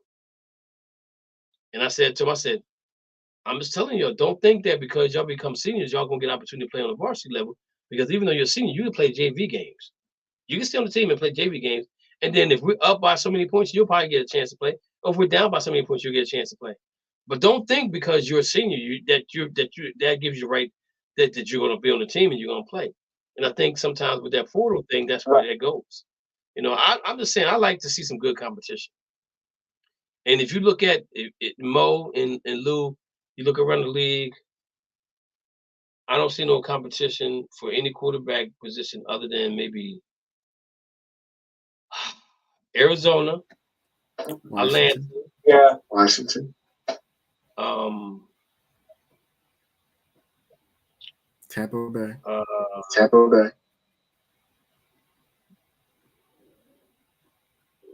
Tennessee.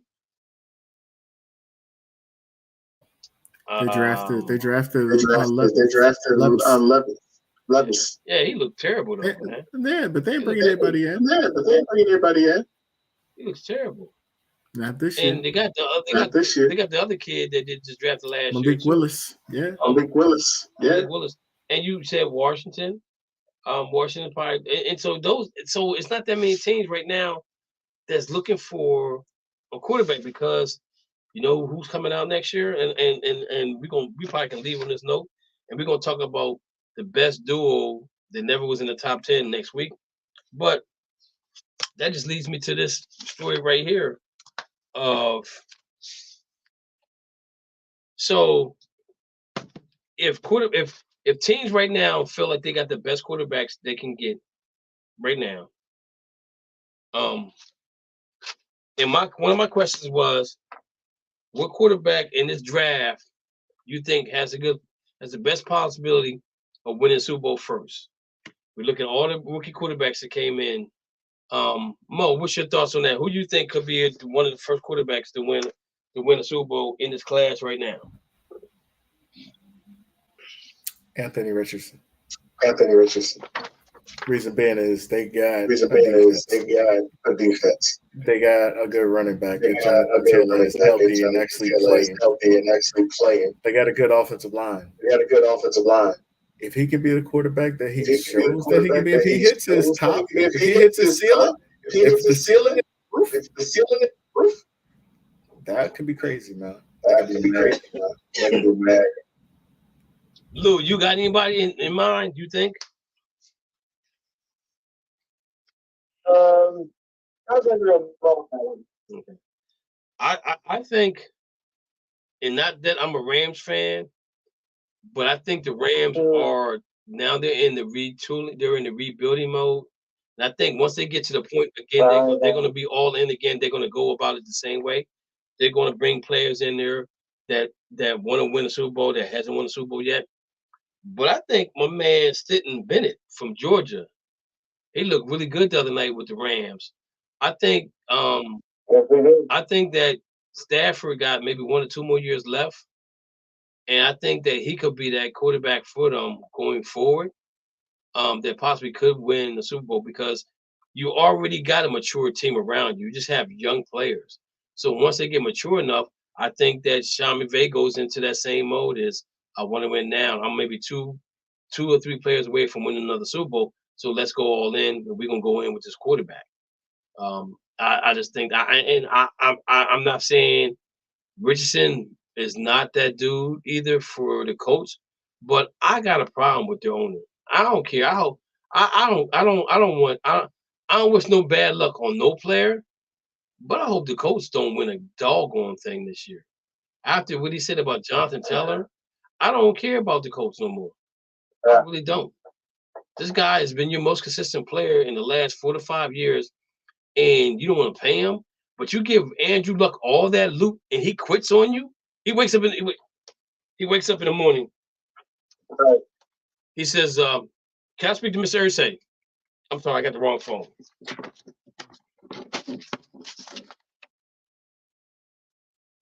Can I speak to Miss Irsay? Miss Irsay, how you doing? This is Andrew Luck. Hey, Andrew, how you doing, man? Everything's good? You on vacation? Yes, sir, I am on vacation. I need to talk to you about something. Well, what's going on, bro? I got like 7 different types of pills in my car right now. I got to take a pill. But what's going on? Miss Irsay, I'm just calling to let you know that I'm retiring. I don't have the love of football no more. I'm going to retire. Whoa. Let's talk about. No, there's not really nothing to talk about. I just want to retire. He gives him his money. He gives him his money and don't ask for it back. But you got Jonathan Taylor sitting there saying, "Look, I just want to be paid. I've been doing what I've been doing. I'm not injury prone. I've been the most consistent offensive player on your team in the last 4 to 5 years, and you can't give me a raise." I feel sorry for Anthony Richardson. I'll be honest with you. I don't like the coach at all, and I will not. As long as he's the owner, I'm not. I will never cheer for them. I don't care. My child could go play for them. I'm saying don't. We don't need the money that bad because I think he's a backstabber. But anyway, that's just my thoughts on the quarterbacks. And this is the quarterback class. These are all the quarterbacks that's in this class, Mo and Lou. You have 1, 2, 3, 4, 5, 6, 7, 8, 9, 10, 11, 12, 13, 14, 15, 16, 17, 18, 19, 20, 21, 22, 23, 24, 25, 26, 27, 28, 29, 30, 31, 32, 33, 34, 35, 36, 37. 37 quarterbacks are drafted in this draft. The ones that's probably gonna get some playing time is Will Levis. He might start. He's not gonna start in front of Tannehill. But you got Anthony Richardson, you got C.J. Stroud, you got Bryce Young. Those guys we know is gonna start. They got their money on Bryce Young being the rookie of the year. I don't know about him being a rookie of the year. I think Anthony Richardson. If he puts some good numbers, he probably could be that dude going forward with his numbers. Again, if I'm a black person, I'm not playing for the Colts. I'm sorry. Irsay, he got racism all over his face. I don't care about him at all. I don't care who go back and tell him I said it. He can't sue me for nothing because it's my opinion. But I just don't care too much for him. After what he said about Jonathan, 4 or 5 years now, you're gonna forget who he is, but you're gonna remember me because I'm the owner. Man, nobody gives a damn about you being the owner.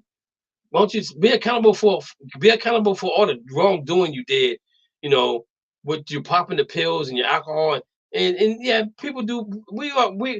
This is a country where we do forgive people really fast, but make a statement like that brings up your past. You forget where you came from. Come on, bro. You're tripping. You're really tripping.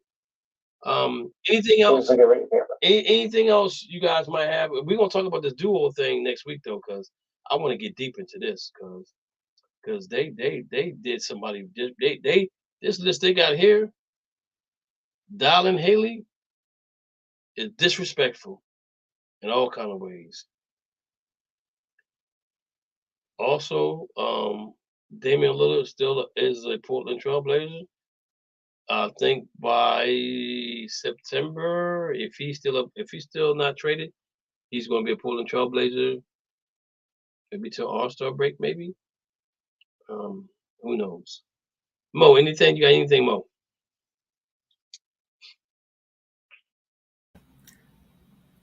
Just to finish off. With.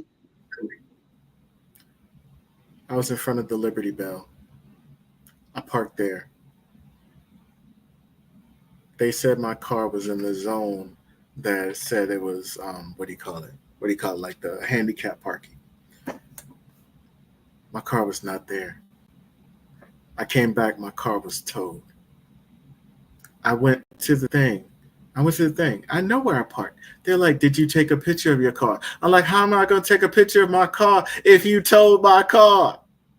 I didn't get a ticket. I got towed. Y'all don't ticket people. Y'all tow people. That's what I got a problem with. You don't ticket people. You tow people.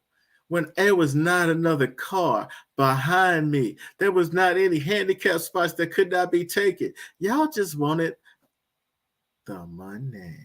And I'm coming for you, Philly. I'm going to get my money from somebody from Philly. And I don't care how I do it. I don't care if this is recorded. I'm getting my money.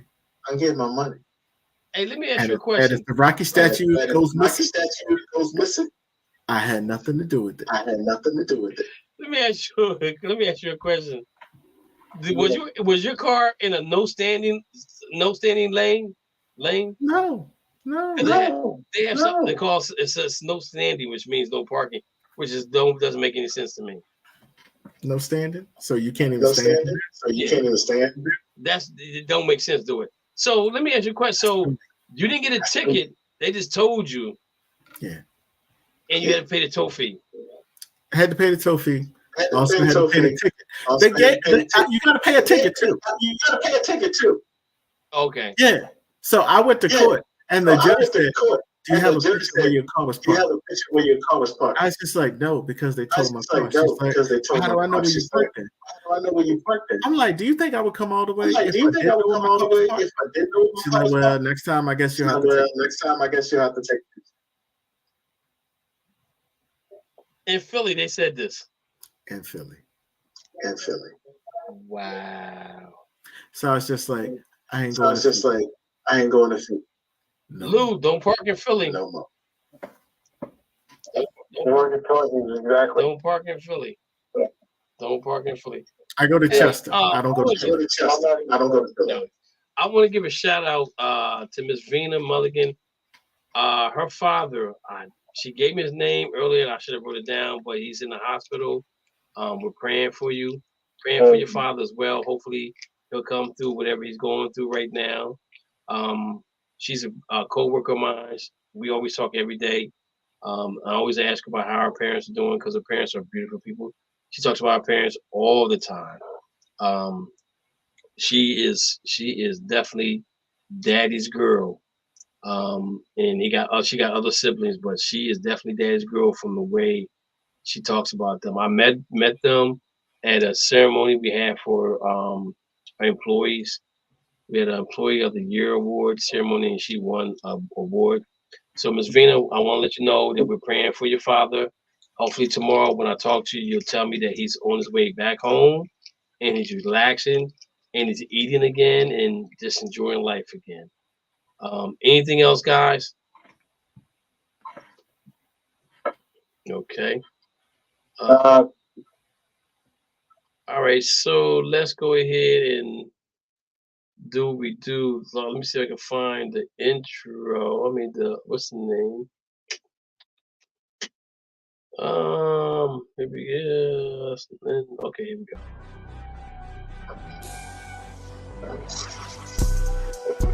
Hello and thank you for tuning into the In the Zone Sports Talk Show Network LLC, where you can find the best in sports talk television and radio shows. Mondays, check out the Just Us Sports Talk Show from 7 p.m. to 9 p.m. Eastern Standard Time with your hosts Kevin L. Dixon and Dana Clark. Then Tuesday, we have the Stars Talking Cowboys Sports Show from 7 p.m.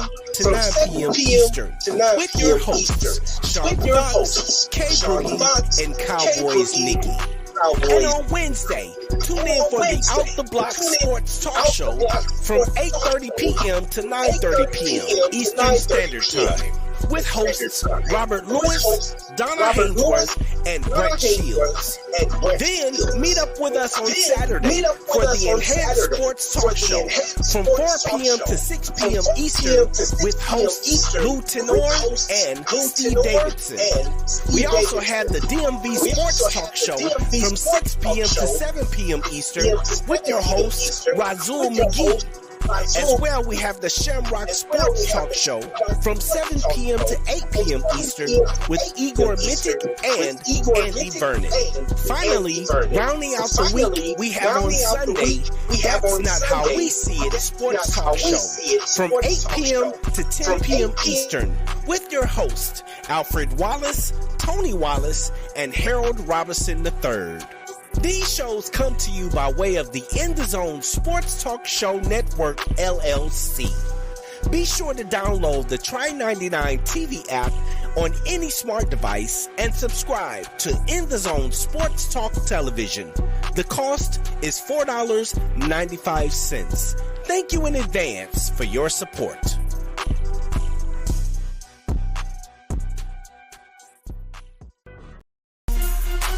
Thank you for listening to the Just Us Sports Talk Show. You have been entertained in the sports world by Kay Dix from Harrisburg, Pennsylvania, the small city with a large heart, Dana the Hater Clark from St. Petersburg, Florida, and Murray E. Baskerville from Gotta Be More Careful, Baltimore, Maryland. Remember, we throw stones and we do live in glass houses. Big time players make big time plays and big time games. Stay ready to be ready. You have been listening to an In the Zone Sports Talk Radio production. Remember, you can hear us again on star107fm.com on Saturdays from 11 a.m. to 1 p.m. Eastern Standard Time. Be sure to download the Try99 TV app on any smart device and subscribe to In the Zone Sports Talk Television. The cost is $4.95. Thank you in advance for your support.